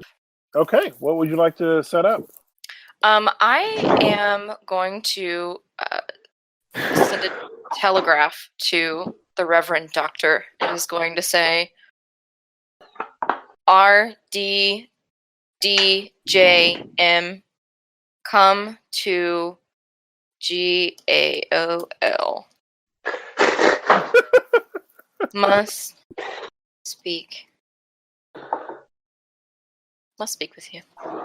The Reverend Doctor is quite surprised that you knew he had a telegraph in his office.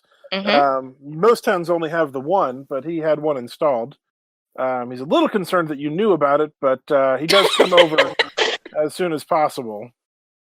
So when is this happening after you have shot Theodore? Mm-hmm. Yep. This is. I think let's come back to real time. Okay. Or at least this is very soon after. Because yeah.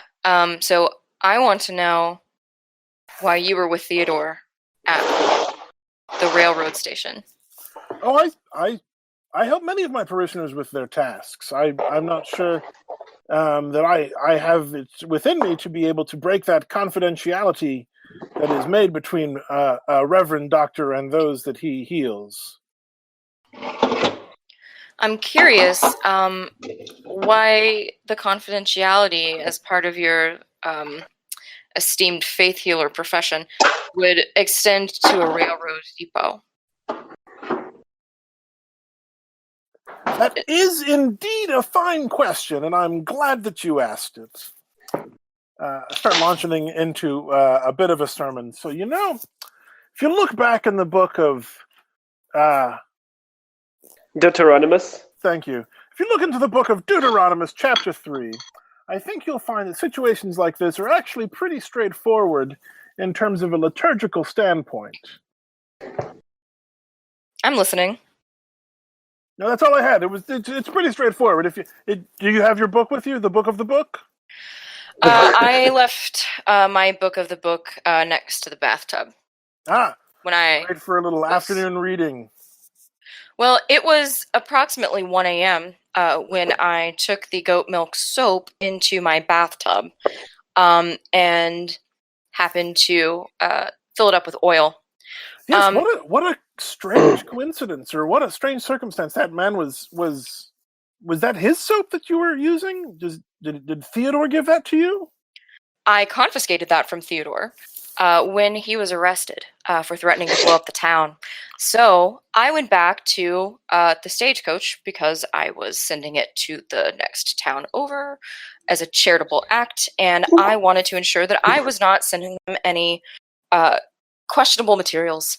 So you confiscated his soap and stored it in his stagecoach. You can understand where the confusion came from. That was my stagecoach because I arrested him. So you confiscated the soap and the stagecoach. Because I had reason to believe it was used in the act of committing a crime. Of course. That's why else would you confiscate something? Is this going to go well for Gertrude or poorly? Poorly. Okay. This is not going well for you. So what are you trying to get out of this situation, Gertrude, and we'll make sure that doesn't happen? I was going to see if I could make a donation to the Reverend Doctor's church, providing, what was it, bells, I believe? Is this Animal Crossing or Fiasco? No, he's looking for to buy an actual bell to ring on the hours. Have a belfry. The belfry is sadly empty. Okay, so I was wanting to fund the Reverend Doctor's belfry in hopes that he would give me information about what Theodore was really up to.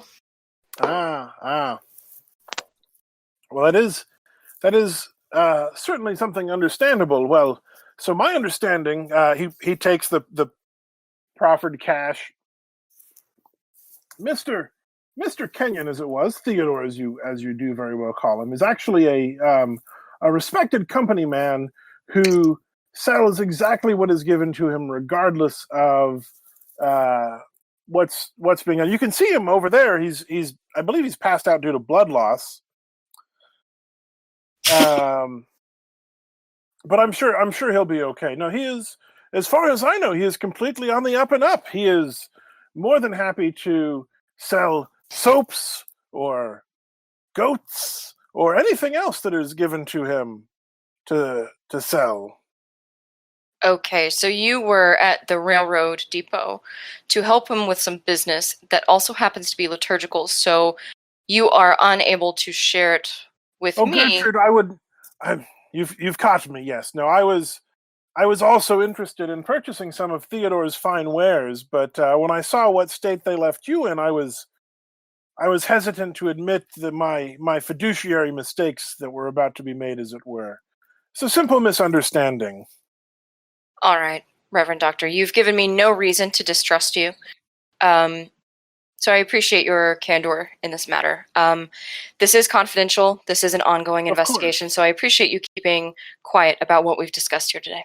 Yes. Now, if you are looking for more particular things, have you heard about this goat thing that's coming into town later this afternoon? What goat thing? Well, your own deputy, Emmett, was telling me about it just recently, that he is very concerned about these goats and guns being brought into town and chased after by nefarious people. Oh, yes, the goats and guns and the nefarious people who were chasing them. Yes, Emmett has told me all about this. Thank you so much for reminding me. I know, it's very important. I just have a lot on my mind lately, what with all the... that seems worth investigating particular. Okay, well, thank you very much for letting me know about it. I will look into this further, Reverend Doctor. Cool. Excuse me. Are we still on for sin healing session and our monthly laying of hands? Every month on the month. Next Sunday, I believe. Absolutely, yes. Sounds great, Reverend Doctor. Thank you. So who would you like to give your black die to? I'm going to give it to you. All right. For Thank your off-the-cuff sermon. All right, so we are officially halfway through the game. Congrats, we made it. I'm going to do a quick thing in chat just so I can find this in the future. If I remember how to do this.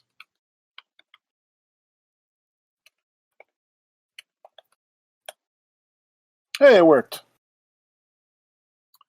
So now it is time for the tilt, which is another handout that I'm going to show you. So much like the...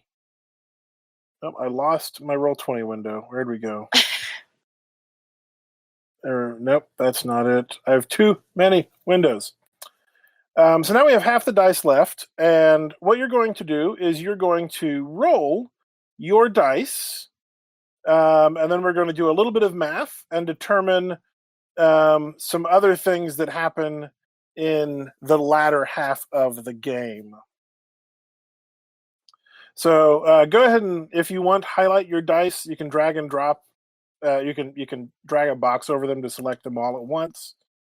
Then you can right-click on them and select multi-sided and then random side, and that will roll them in the actual tabletop area. Does that make sense? To roll my dice. So is it drawing a shape, like a rectangle, using the draw shape tool, or? No, just using the cursor. You can just like drag like you're going to select a bunch of icons. I think you may have to on your roll desktop. I can't select a dice. Yeah, me neither. Cool. I didn't set that ability, so I'm going to roll everyone's dice for you instead of figuring out how to do that. So, we'll start with Gertrude's dice. There's yours got rolled. We'll do Emmett's. Emmett. Snake eyes. Snake eyes. Don't know if that's good or bad. Theo's not much better. The worst roll in backgammon. That is the worst roll. Yeah, because you didn't even get doubles.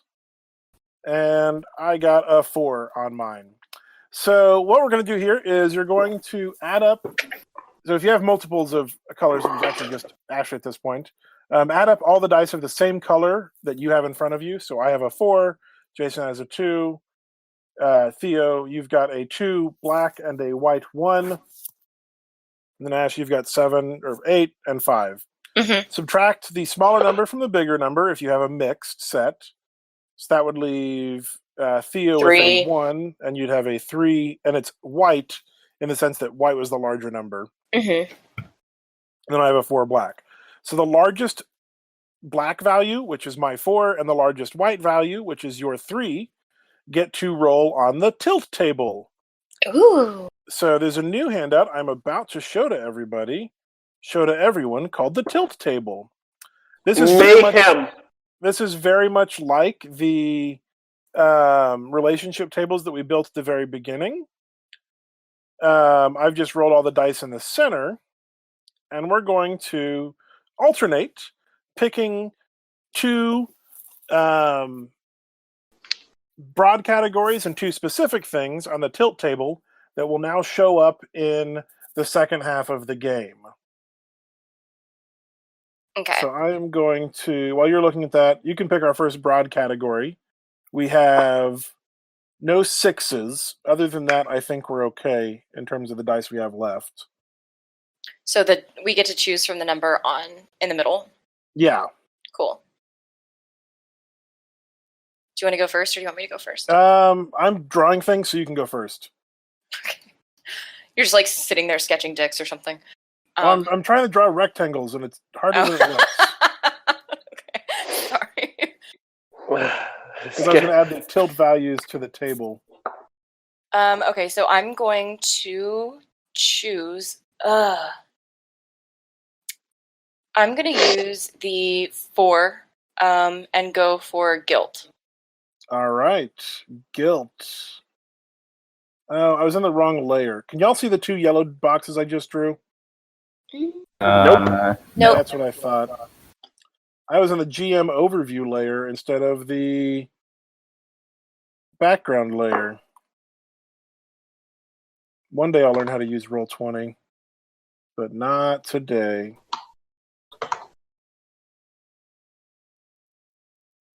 I see You one. see those? Yep. Cool. So let's add guilt as our first one. And I'm going to look at our table. That was one of our 4s. What are our options for guilt? A visit from the authorities, betrayed by friends, someone develops a conscience, greed to killing, someone panics, or a showdown. Ooh, those are all really good. But I heard someone calling for mayhem earlier, so I'm going to go ahead and make sure we determine our other side as mayhem. Cool. So we've got mayhem. Sure. Spelling is hard. So you can either define mayhem or guilt with the remaining dice we have left. I'm going to go with the 3 for mayhem. A dangerous animal gets loose. Oh no. I'm being sarcastic. It's one of my favorite It's one of my favorite options. I have used it multiple times in multiple games. It's always a great choice.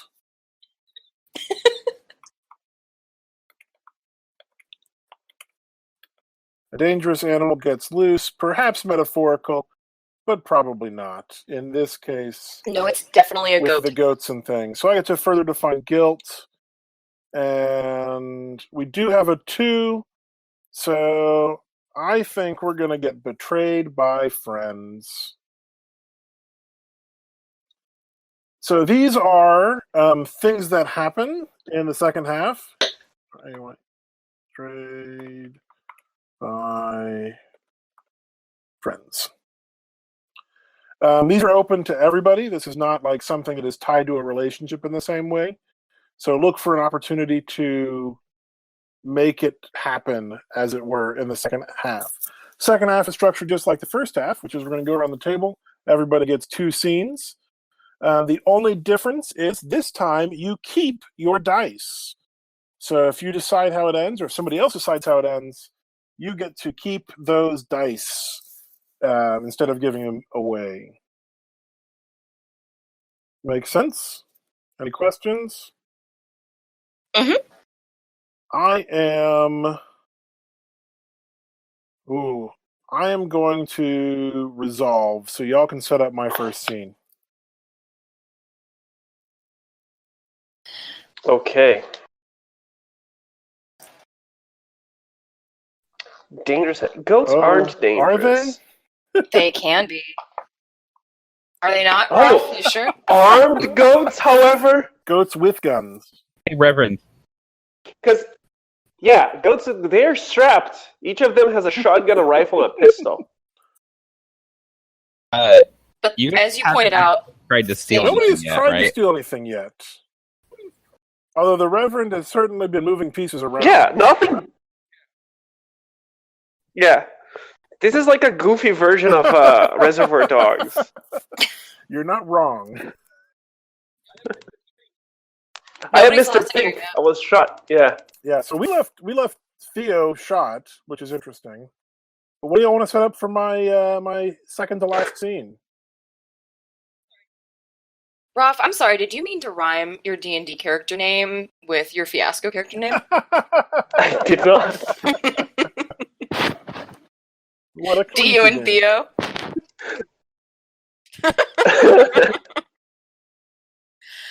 Theo? So it sounded like you had an idea. You said okay, and it sounded very authoritative, so.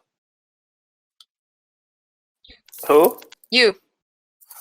I don't. No. Okay. No, don't put me in the spot like that. sorry. I had interrupted you, and I thought that you'd had a plan. I wanted to give you a chance to I explain. think that the Reverend should make a push to like get this stuff stolen. Oh yeah, good point. Okay. So what does that look like? Well, because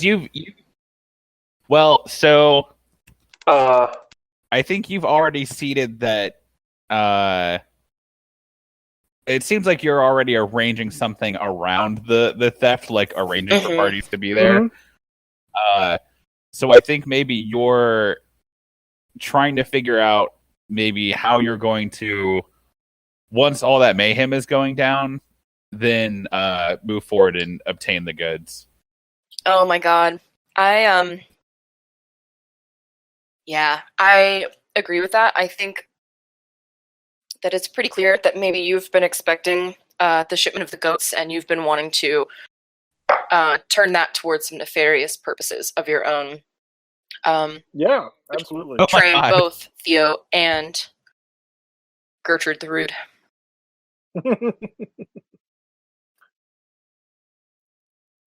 Yes. So where are we actually located for this part? Like where? I think this should probably be at the railroad depot. Okay. At the depot. So I'm at the depot. I'm probably getting there a little bit earlier than everybody else does. My original plan was to steal them off the train itself, but that doesn't seem likely at this point, what with the stagecoach being confiscated by the sheriff of the town.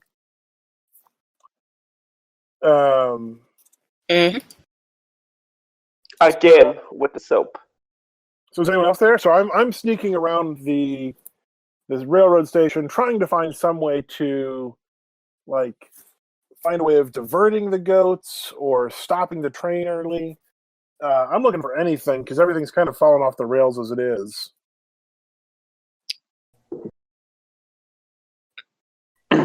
I was going to say, I haven't actually gotten the chance to talk to Emmett yet about this, so I actually wouldn't know anything about this yet.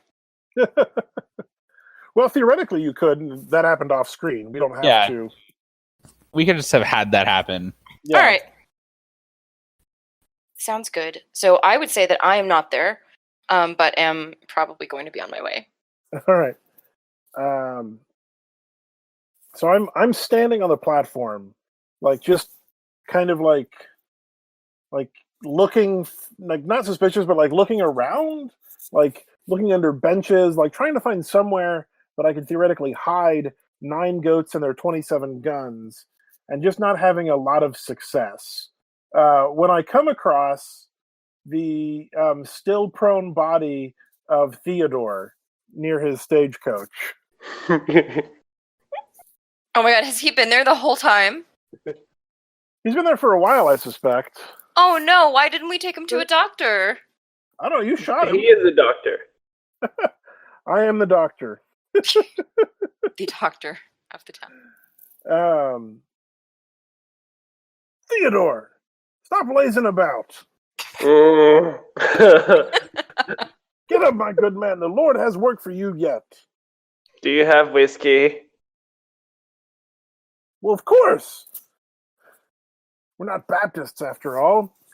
Pull out a flask. I'm gonna have a sip, and I'm gonna pour some on the wound. Fair enough. Stop lollygagging there. Give that back. I'll waste it. I pull you up onto your arms. Now, it's not too late to make this plan go through. We've got the goats, but they're coming here instead of being waylaid because of your stagecoach being confiscated. Again? I mean, I think it's still confiscated. It hasn't moved for the last 2 weeks. I don't know what's keeping us from actually moving it at this point. The soap. That's not soap. Oh, I don't think it'll move. Do we have any horses with that, actually? Do you have any horses for your stagecoach, Theo? I did. Were they there? You tell me. I didn't see. I was getting shot. I was busy. Oh, no. I didn't see any horses either, so I think we just leave the stagecoach out of it at this point. Okay. Let's do that. Leave the horses. We don't know where they are, but I need to find a place to hide these goats when they come into town.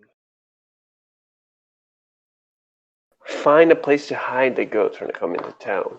Well, they're coming to this depot, and we need if we're gonna do something with these goats, like I don't know, make money. We need to be able to make sure nobody else sees that we have them.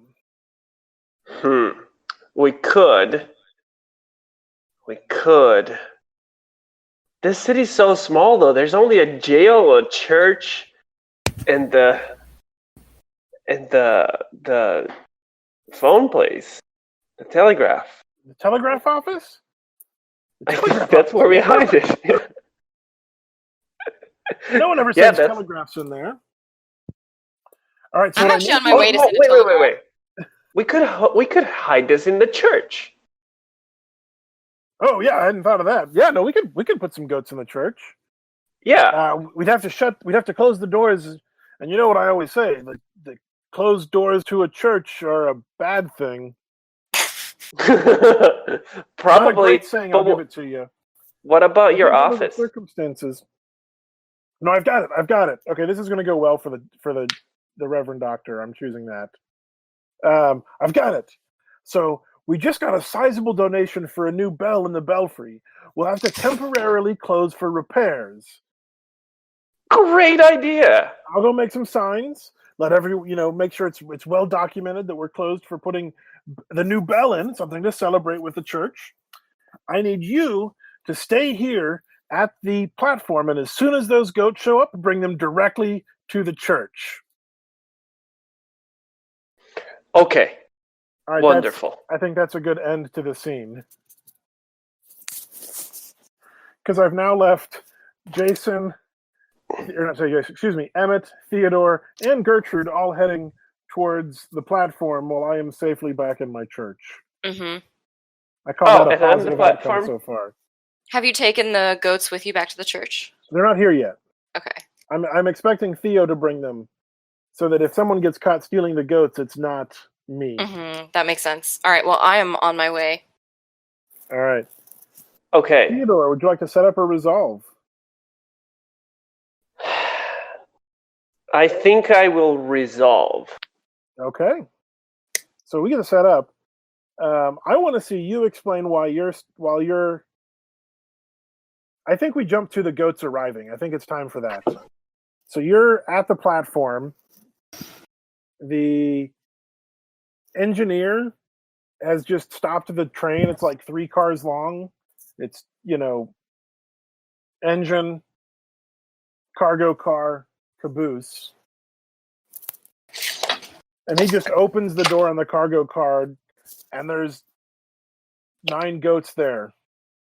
And just a stack of guns. And guns. And guns, yeah. I will. Also, Gertrude arrives. Oh, yeah. Yep. I will say, thank you for the shipment. I'm a company man. I'll use the little thing there, the attire that I have. Been waiting for this, laboring the entire day.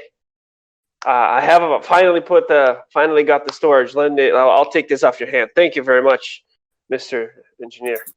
And I am walking up, and you hear me practicing my telegraph under my breath, and I'm saying, Quinoa Switchblade, Sheriff's Department. No longer have soap. Turned out to be block of fat. We'll send more details later. Need shampoo. Do you have source? Okay. And what is going on here? Doing my job, ma'am. Doing my job for once. Doing my job. That's the engineer. Oh. Or is that Theodore? I think that's Theodore. Oh, okay. I was just going to say I'm probably also there, making sure that the shipment goes and it doesn't go to the company. Get intercepted. Oh, yeah, I was actually away while you were having your confession with the Reverend Doctor. So I'm not actually sure. I just know that it involves something about the family potentially showing up from some dude who died. Oh. So I actually missed that, if anybody wants to fill me in. Oh, yeah. So Emmett told the Reverend basically that a man died and told him that his family was coming to steal his goats, aka these goats that were coming on the train. And I told Emmett that he should go protect those goats and be the hero he always knew he would be, and make sure they don't fall into nefarious hands. And also the guns, I guess. Oh, man, poor Emmett. Just getting battered around. Okay. I say battered. Goats. Get it? Yeah. Ah, Sort of. Anyway, sort of the wrong animal, but they have horns. And anyway. Okay, so that makes more sense now. All right. Okay, and what exactly is your job? Because from where I'm standing, it looks like you're a criminal. You know what the Hammersmiths do with criminals? Shoot them in the kneecap? Actually, yeah, that's pretty much it. I That's know. exactly what we do. I know, but I'm just doing my job. I work for the company, you know that. It looks to me like you've smuggled in some guns to my town on these goats. Theodore, Wait, is I this was going to gonna go well resolve for you or this. poorly? Yeah. It was going to go well for me. Okay, it's It going to was? go well for you. It is. Oh. It is. It If is you going want it well to for go you. well, it's going to go well for you. It's gonna go well for me. Okay. In the moment. In this moment, yes, of course. I am doing my job. Rude. I'm doing my job.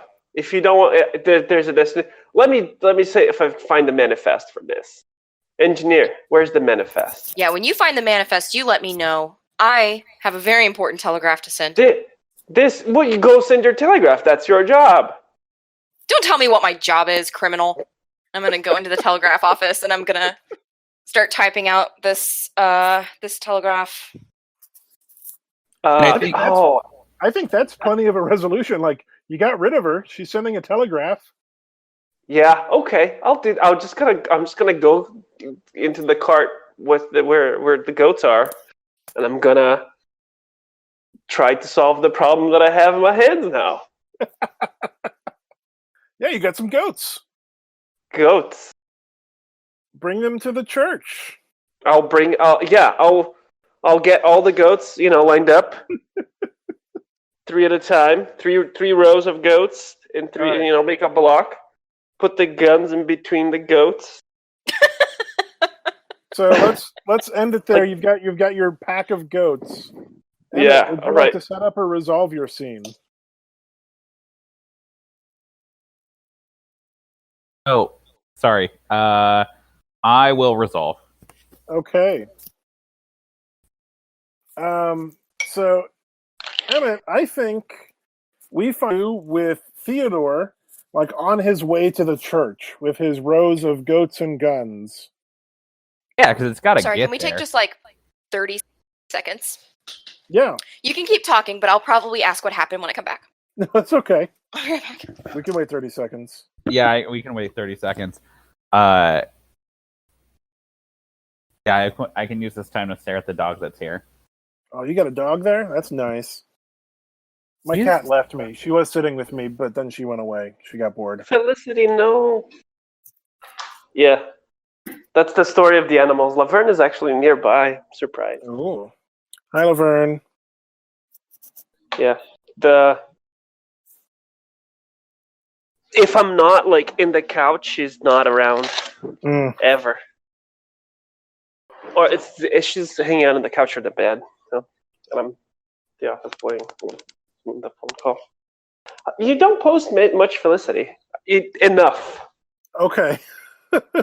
I will try and take more pictures. I'm getting a new iPhone on Friday, so I'll have portrait mode. I will take lots of portrait mode photos of my cat. Wonderful. That's all I do. I just request pictures of other people's cats. It's like I do that to everybody I know. Yeah, I don't know like if you dogs noticed, too, Jason.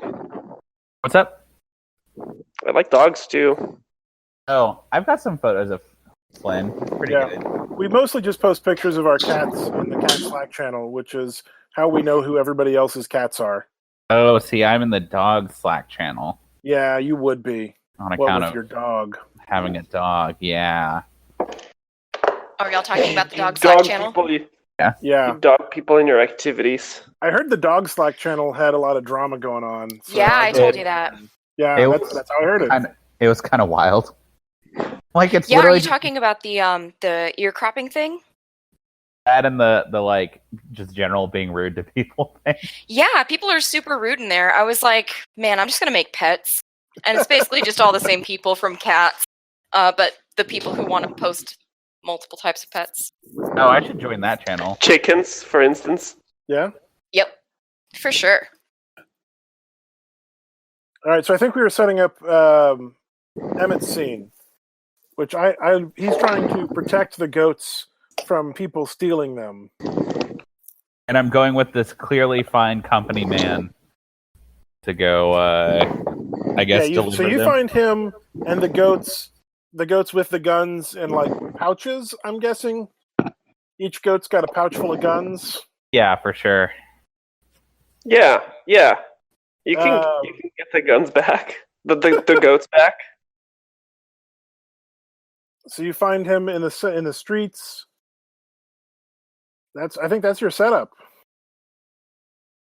Cool. So if you'll just go ahead and direct me over to wherever these need to be stored. Do the guns and the goats, are they going separate places or the same place? What guns? There are no guns here.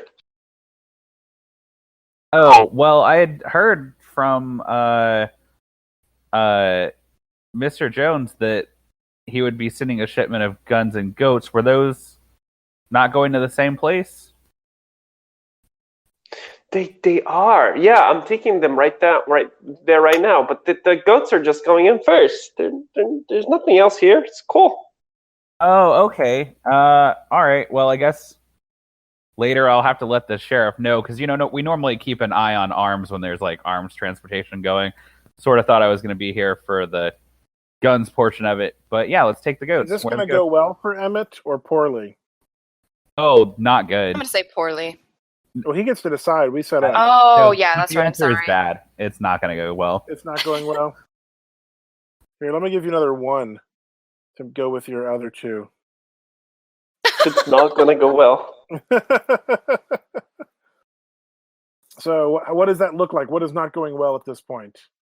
Oh, I think that not going well is probably helping out with an arms delivery, right? So you help him escort the goats to the church? Oh yeah, and I'm even like grabbing the saddles, which I like I never verified what's in there, and I'm just like being extremely helpful, like wriggling the goats in, and then like handing the bags of guns over. like giving that people Breaking Bad scene. Yeah, and I'm like giving people like firm handshakes. So I'm like, man, I've really made a difference today. Like I kept that awful family away from these goats. Great. It's so good. Gertrude, would you like to set up a resolve? I'm feeling a little kind of out of it, so I will resolve. Let you guys come up with something. Okay. So Gertrude, you know that there was something strange going on with Emmett and the goats, and the Reverend was hinting at something, but he was very obtuse. Mm-hmm. And so when you, in spite of my bill payment, when you leave the sending your telegram to the nearby town of it was quinoa switchblade. Quinoa Switchblade, thank you. What you see is Emmett helping Theodore, known criminal, escort all of these goats into a church.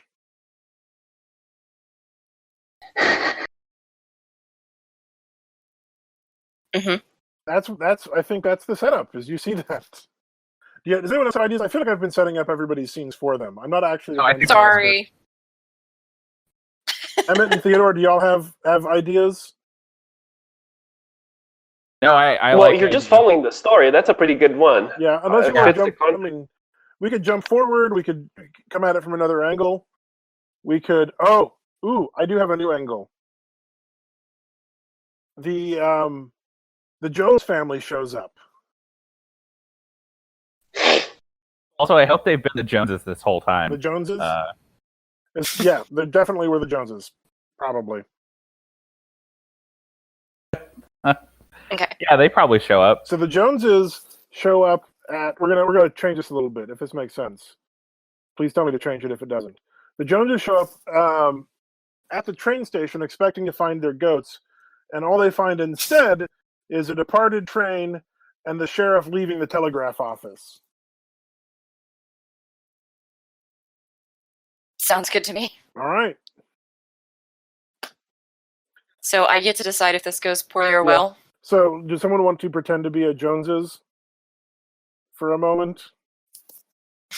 Act out our third I can be party a characters? Jones. Do it. I'll be Rick Jones. So You're gonna be Rick Jones. I'm Rick Jones. And I'm gonna I'm say this goes poorly for me. Okay. great. I'm glad we'll get that out of the way. So Rick Jones is arriving, and sees you coming out of the office, and like is immediately on you, like very close, no personal space, and it's just like, what is going on here? Where are the goats? I'm going to turn around very slowly to face this person, and I'm going to say, "Did you just call me? I'm sorry, a goat? Did you just call me a goat?" There was a shipment of goats and guns that my dad had sent over here, and we were supposed to be receiving at this depot, and it's gone. There's no train. Do you know where they're at?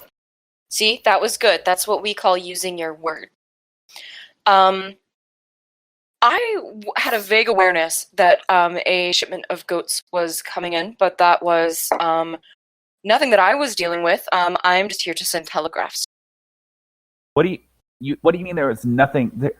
We literally pay taxes so that you will deal with that. Like, that's the whole reason that every month we have to sell off like 4 of our goats is to pay for your You salary. pay taxes? Yeah, are we not supposed to be paying taxes? I've never collected taxes. Who's asking you to pay taxes?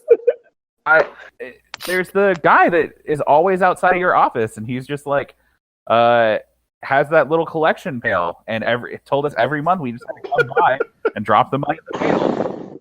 Yeah, we cut to a collection pail sitting in the office of the Reverend Dr. Daniel J. Millhouse. Okay, I have to clarify. When you say outside of my office, are you talking about the building that says JAIL, or are you referring to the building that says JAOL? Because that one is mine. The old jailhouse is now occupied by the Reverend Dr. Daniel J. Millhouse, who is an instrument of God and has miraculous healing powers. No, I'm talking there. I'm talking about. I went to the place. I talked to your deputy, and I was going to go in there to solve like a matter of theft. Went it by, and there was somebody outside of your office that was collecting money for taxes. So I'm sitting here paying taxes for you to keep everything safe around here, and there's nothing. You're not watching people's shipments. You're just in here like sending telegraphs. Are you sending them to like your prison family? I send telegraphs to the town over to warn them about crime in the city. Like, we just had this nefarious thief who was selling goat lard as soap, and the other really awful crimes committed in this town, like noises, making noises. But I report all of that to the next town over, Quinoa Switchblade, and I keep the townspeople safe, and it's a volunteer position. I inherited this position from my family, the Kentuckians, known as the Hammersmiths. I'm the third of my name, and I don't get paid for this, so I don't know who you've been paying, and I also don't know why you're paying them in goats. Well, no, we liquidate. Okay, we don't liquidate the goats. You probably won't understand what I mean when I say that. We sell the goats, and then we give. I'm Anyway, sorry, did you that's just fine. insult my intelligence? I know how to liquidate goats. I'm from Kentucky. It's fine. You know what? It's fine. This is a volunteer position, and I'm going to go talk to my family, and I'm sure we're about to have a bunch of volunteers for this Who's your position. family? The Joneses. I don't know who the fuck you are. Are you even from this town? Are you from And Oaksgar? I think that Rick Jones just like leaves and is like going. Okay. Are you sure that you're not from Barley Tattoo? Because that's a completely different town. People get us confused. Okay, you're gone. Fine. I'm just gonna turn around and go home. Yeah, I'm real concerned about the later appearances of the Joneses. It's fine. All right. Yeah, I can't keep up with that guy. The Jones. Yeah. Yeah. So I want to set up. Oh my god.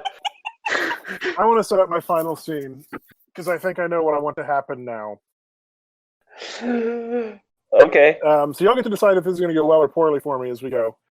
But I think the final scene is the Reverend Dr. Daniel J. Milhouse has barricaded the doors of his church and is now full of goats. And he is slowly realizing he doesn't actually know what to do with the goats, but they're his now. And outside there is an angry mob of the Joneses. So they found the right They place. found the right place, and they are demanding the return of the goats. But the Reverend Doctor has decided that this is his make-or-break moment in the eyes of the Lord. And he is holding out hope that a miracle happens instead of these goats eating his pews. So he has got all of the guns he has collected from the goats. He has locked himself in. And meanwhile, everyone else is outside. So who else wants to be a Jones during this scene? I think the crowd that is gathered is large enough in my setup that everyone in town is basically there at this point. So Theo's there, Emmett's there, Gertrude has shown up to see what all the fuss was about. I'm kicking off this climax. All right, I'm there and I've got my gun. I got 27 of them. Yeah. You took them off the goats already? Well, yeah, with the help of your deputy. Yeah. God damn it, Emmett. Yeah, Theo, are you in the church with me? Are you helping barricade the doors? Yeah. All right. Oh Yeah. Oh, for sure. Yeah. It seems like there's a weird disturbance outside, so I've got to keep the Reverend safe. That sounds like a great idea. I wonder why. I actually couldn't hear you. You cut out. Me? No, Jason. Oh, I'm gonna help the Reverend board up everything because, like, clearly some mob is coming for the church. All right. It's the I think it's them Joneses. The ones you were telling me about, Emmett. They're coming to steal these goats that don't belong to them. Yeah, those goats belong to the company, which I guess is here for some reason. Yeah, Theo, he works for the company. He's a good old company man. How's that arm treating you, Theo? Oh. Oh, I'll have to apologize for arresting him earlier. Listen, I have had a long history of work. I understand that we had our differences, but the mob outside seems to be more inclined towards heresy. This is an Inquisition. Do they look Spanish? You know what? I play Dragon Age Inquisition, and it is mostly full of white people and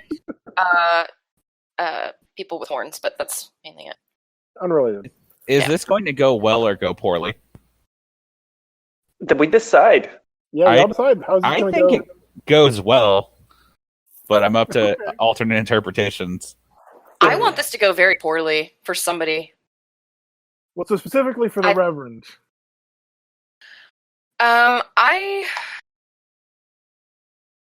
If y'all want it to go well, I'll concede to your.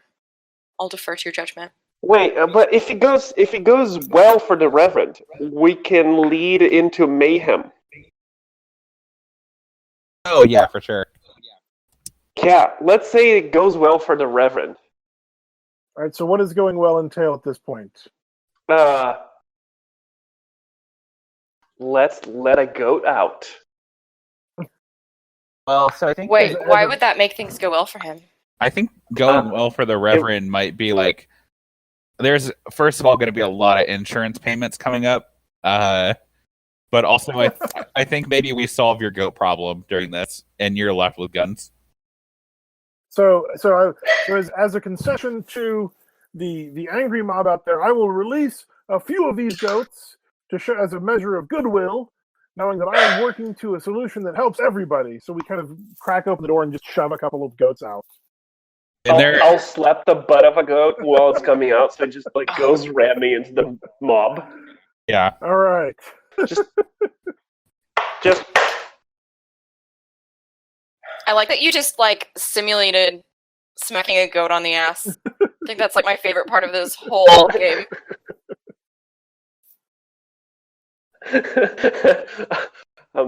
I'm sorry if that was too graphic. It's fine.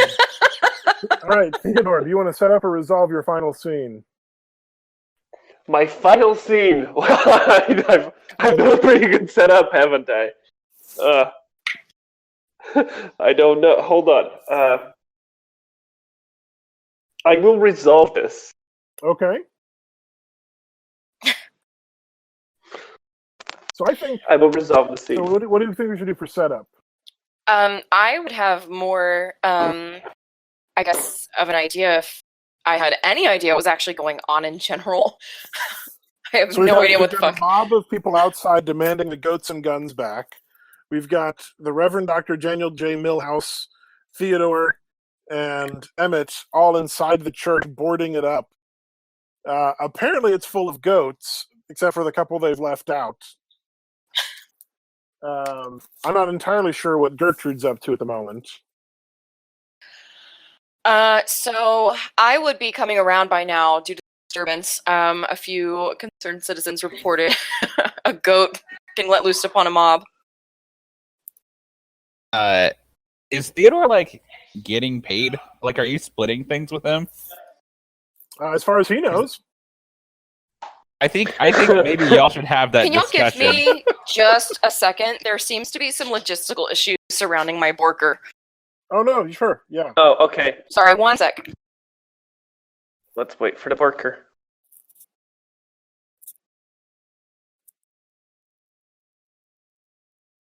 Meanwhile, I'm gonna look at cats on the internet. No. This dog is chewing its bone, but also like looking at me, and it won't blink, and it's kind of creepy.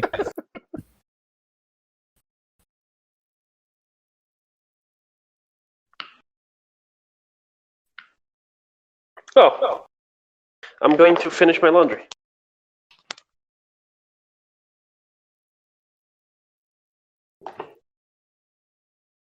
There's like an amount of screaming children outside that I've never heard before. Like, it sounds like Roller Coaster Tycoon is playing in the background. That's weird. I've not heard a single peep from your neighbors. This microphone must be pretty good because it's loud. Like, I can hear the bass. I can hear more than one screaming child. Good job. Did they release the goat mob in there? No, but I do think they have a bounce house. I'll have to go check that out. Well, What? not like to Free go. bounce house.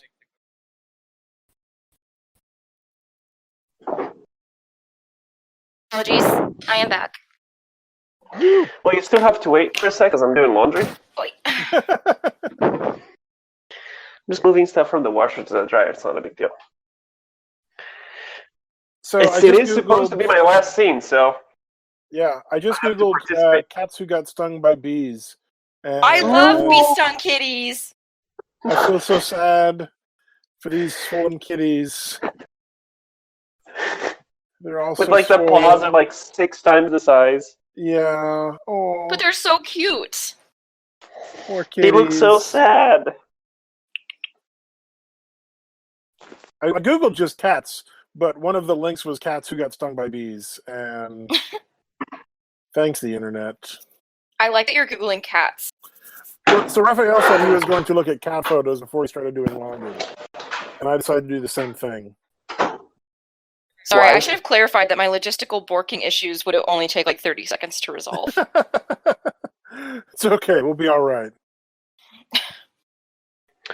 Okay, I am done. So, Alright. what is the setup?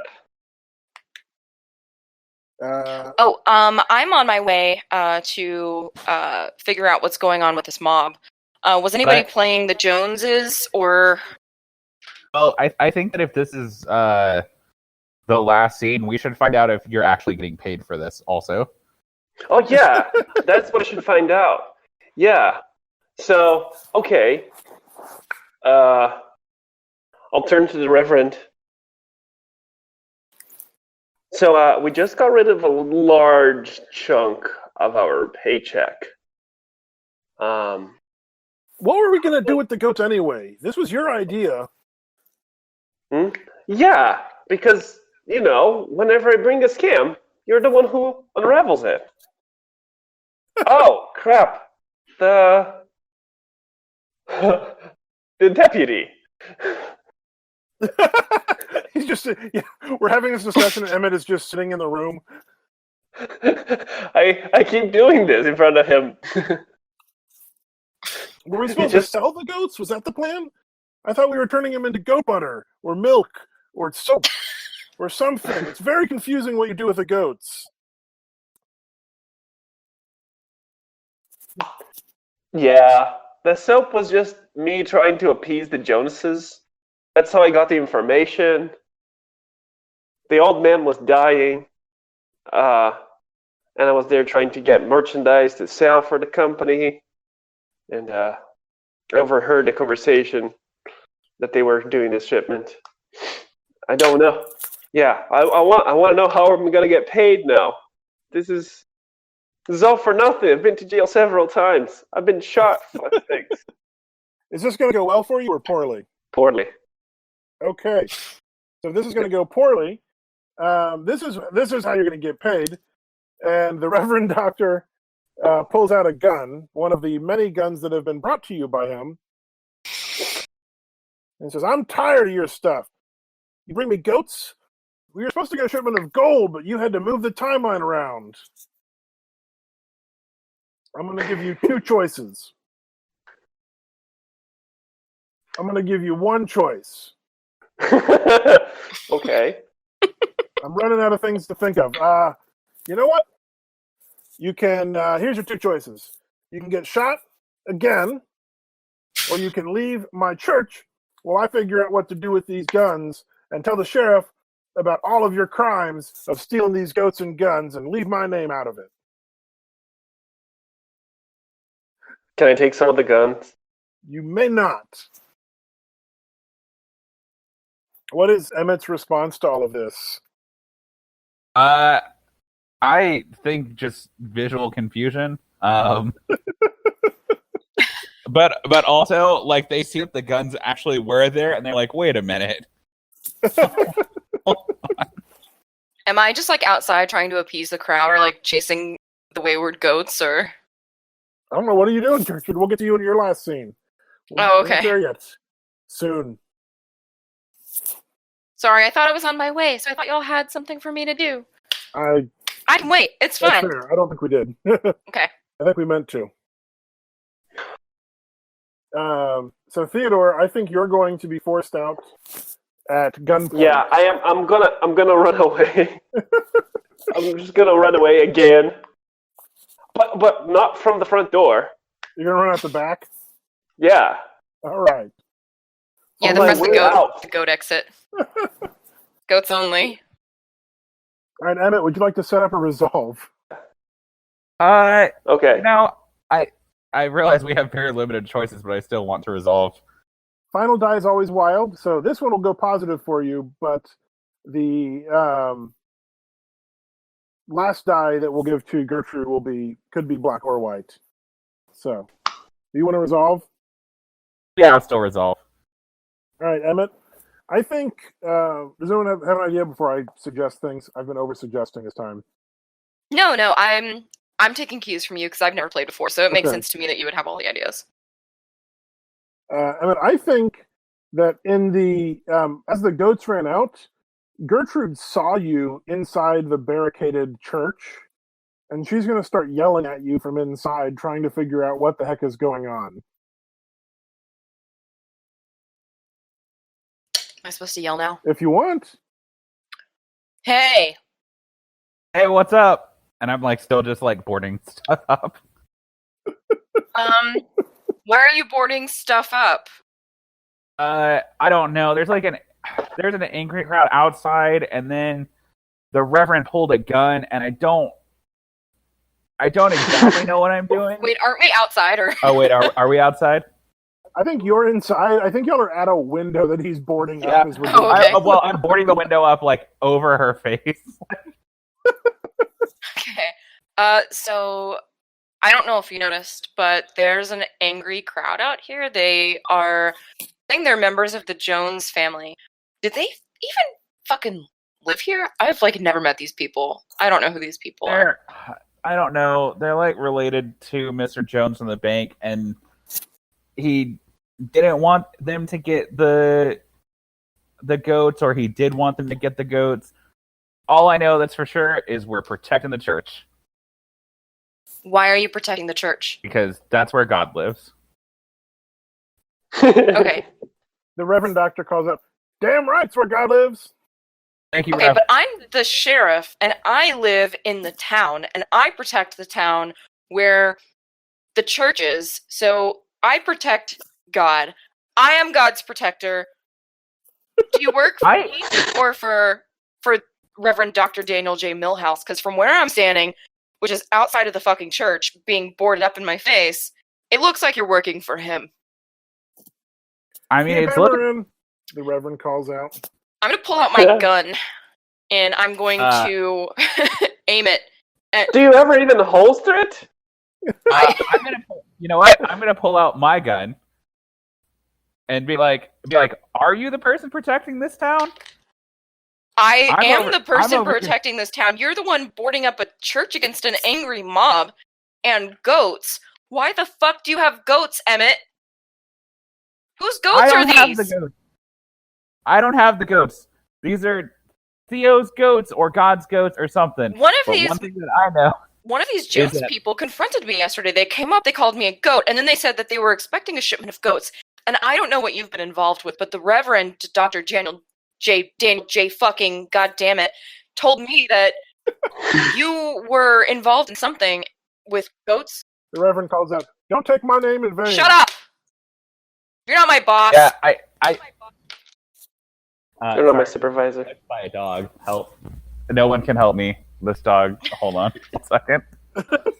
This dog is trying to jump up on my face. Hi, dog. Can your dog hear us? No, I have headphones on. Although the dog is very interested in the laptop. Hold on, I'm going to move to the office real quick. Where the doggo cannot follow. Just kidding, the doggo can follow. Oh no. All right. Well, I'm at a standing place where he can't get to my face. I think that Emmett is just insisting that like he's clearly doing the right thing because he's protecting the Lord, and you're out there with like an angry mob protecting them. Emmett, you are a fucking coward. This is going well for Emmett. Is that what you're saying? Yeah. He's got the righteous he's righteous. Yeah. Well, and indignation. There's the word. Yeah, and I don't think that the I don't think anyone's getting to him right now. I think he's doing the right thing. He's confident in his choices. That's right. All right. Gertrude, would you like to set up or resolve your final scene? I'll resolve. Okay. So, I think, Gertrude, for your final scene, having been betrayed by your friend Emmett Curtis, Damn it, Emmett. you're not sure exactly what you should be doing, but the mob is very sure of what they should be doing. And they decide what they should be doing is lighting this church on fire. Because if they're not going to get their goats back, nobody is.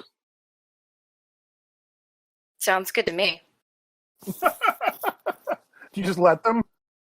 So I'm actually going to say, y'all know what? Can y'all grab those goats? I'm going to wrangle up a couple of the goats, and we're going to go grab that stagecoach full of explosive goat lard. And we are going to drag it back to the church. I'm going to kind of push in the back with my bad leg, my bad arm.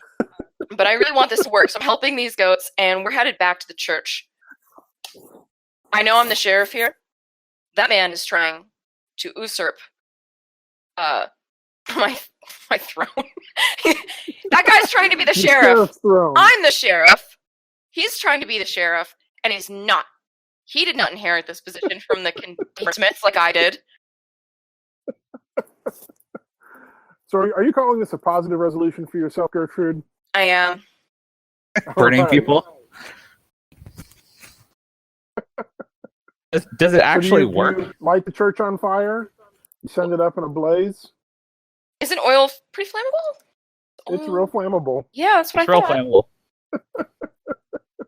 Flammable or combustible? That's one of those. The flashpoint is used as a dividing line between when a liquid is considered flammable or combustible. They are not, cooking oils are not flammable.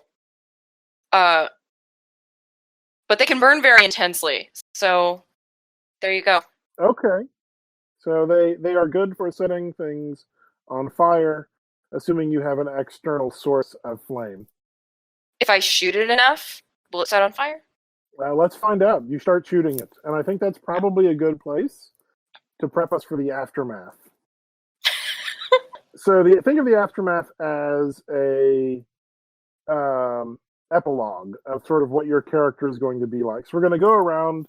We're going to do this a little bit more free form than it is in the formal game, just because we're not at the table and it's meant to be done like at a table. So we're going to re-roll all of our dice, just like we did at the tilt. And by that I mean I'm going to re-roll all of your dice for you. We have odd numbers, dice. That's okay. Random. Okay. We'll do Emmett's here.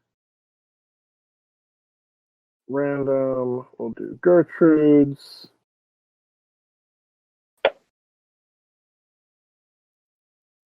Random. And then my 3 little dice. Random.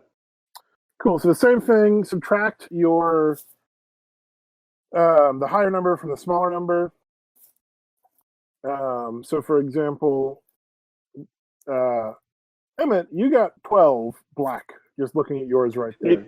You didn't roll mine. Yours? No. Oh, that's weird. Let me roll them. Yeah, you rolled 3 sets, and there's 4 sets. Yep. Wait, I think one of those is yours. I didn't. Did you roll? Looks like you didn't roll. Jason. The ones under Emmett. Yeah. Cool. Oh, yeah, you didn't roll somebody's. Yeah, because I'm just looking at the numbers. Because there should be 3 there. So, well, no, I did roll those because he had all ones. How did that not show up? Those were all rolled. Yeah. Yeah, I think they were all rolled. Okay. Cool. Okay. So subtract your smaller number from your bigger number, and then you can look with me at the aftermath table that I just showed to everybody. So, for example, my final number is a white 5.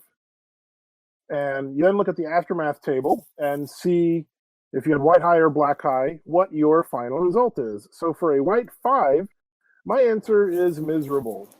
You are humiliated in a big public way, and whatever reputation you once had is now in dirty pieces all around you. You never think of these days without a shudder of horror at your own aggressive stupidity. So I'm going to use that as a starting point to sort of think about, like, if we're doing the closing montage of, like, what happens to the Reverend Dr. Daniel J. Milhouse, and then I'm going to share that with the group in just a moment. So let's go around. Theodore, what was your total? Okay. My total was 2 white. Merciless. Yeah, read that out for us. You might not be dead on the outside, but you sure as hell are dead on the inside. The emotional or mental wounds that you have suffered will never heal. The future is a brick wall. So, Emmett, what did you get? Wow.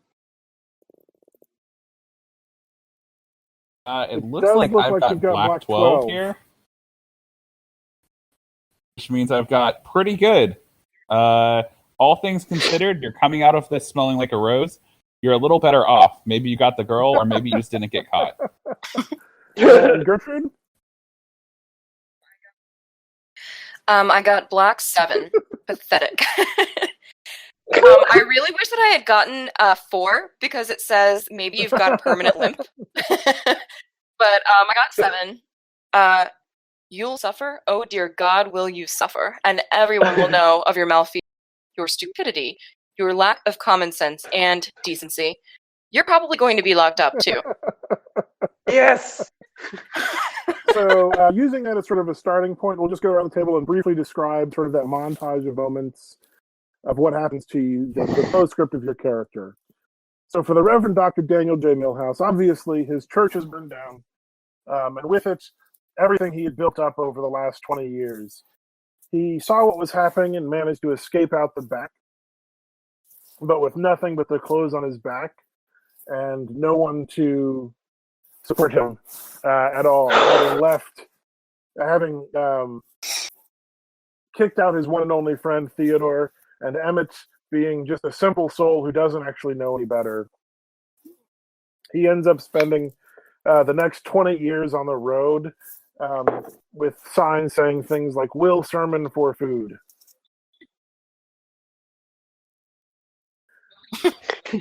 Yeah. And will heal through monthly laying of hands. That's where things end for him. Room and board. Theodore. Theodore, after the betrayal, ran away, got into the first wagon he could find, and continued the life of trying to scam people, ever failing and penniless, never recovering from the highs that could be but never was. All right. Emmett, what happens to you? Emmett does pretty well. If Emmett's not sheriff now, they're probably sheriff of another community later on. And I think like Emmett just settles down with a bunch of dumb kids that he loves. Oh, how nice! Yeah, I like Ash's suggestion. You keep collecting taxes that you don't report. Oh my God, I'm not aware of the tax thing at all. That probably still keeps happening from someone. Like, I'm blissfully ignorant to the rest of that. So when you say kids, do you mean dumb people, or do you mean that you became a goat breeder? Yes, both of those things. Perfect. Oh yeah, because goat babies are kids. Yeah.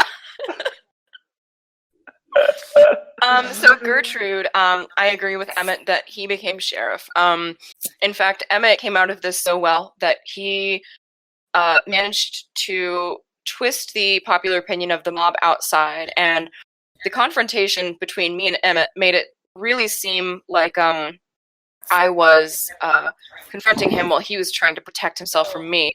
So when the mob started calling to set the church on fire, that happened, and I was so gung-ho about setting this church on fire that they kind of were like, okay, this bitch is actually going really hard.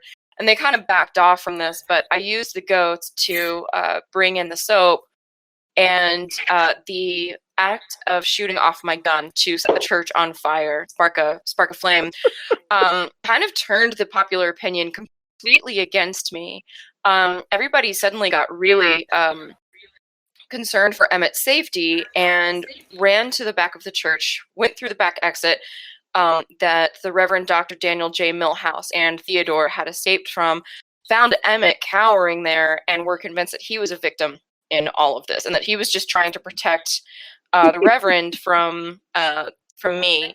So he had them carry me off back to the jail, and they stripped me of my title of sheriff and sent me back to Kentucky as a felon. Yep. Oh. There we go. So, there we go. What a fiasco. Thank you for listening to Catastrophic. If you like it, please leave us a review wherever you get your artisanal podcasts. And don't forget to tell your friends to visit catastrophic.horse. Why .horse? Why not?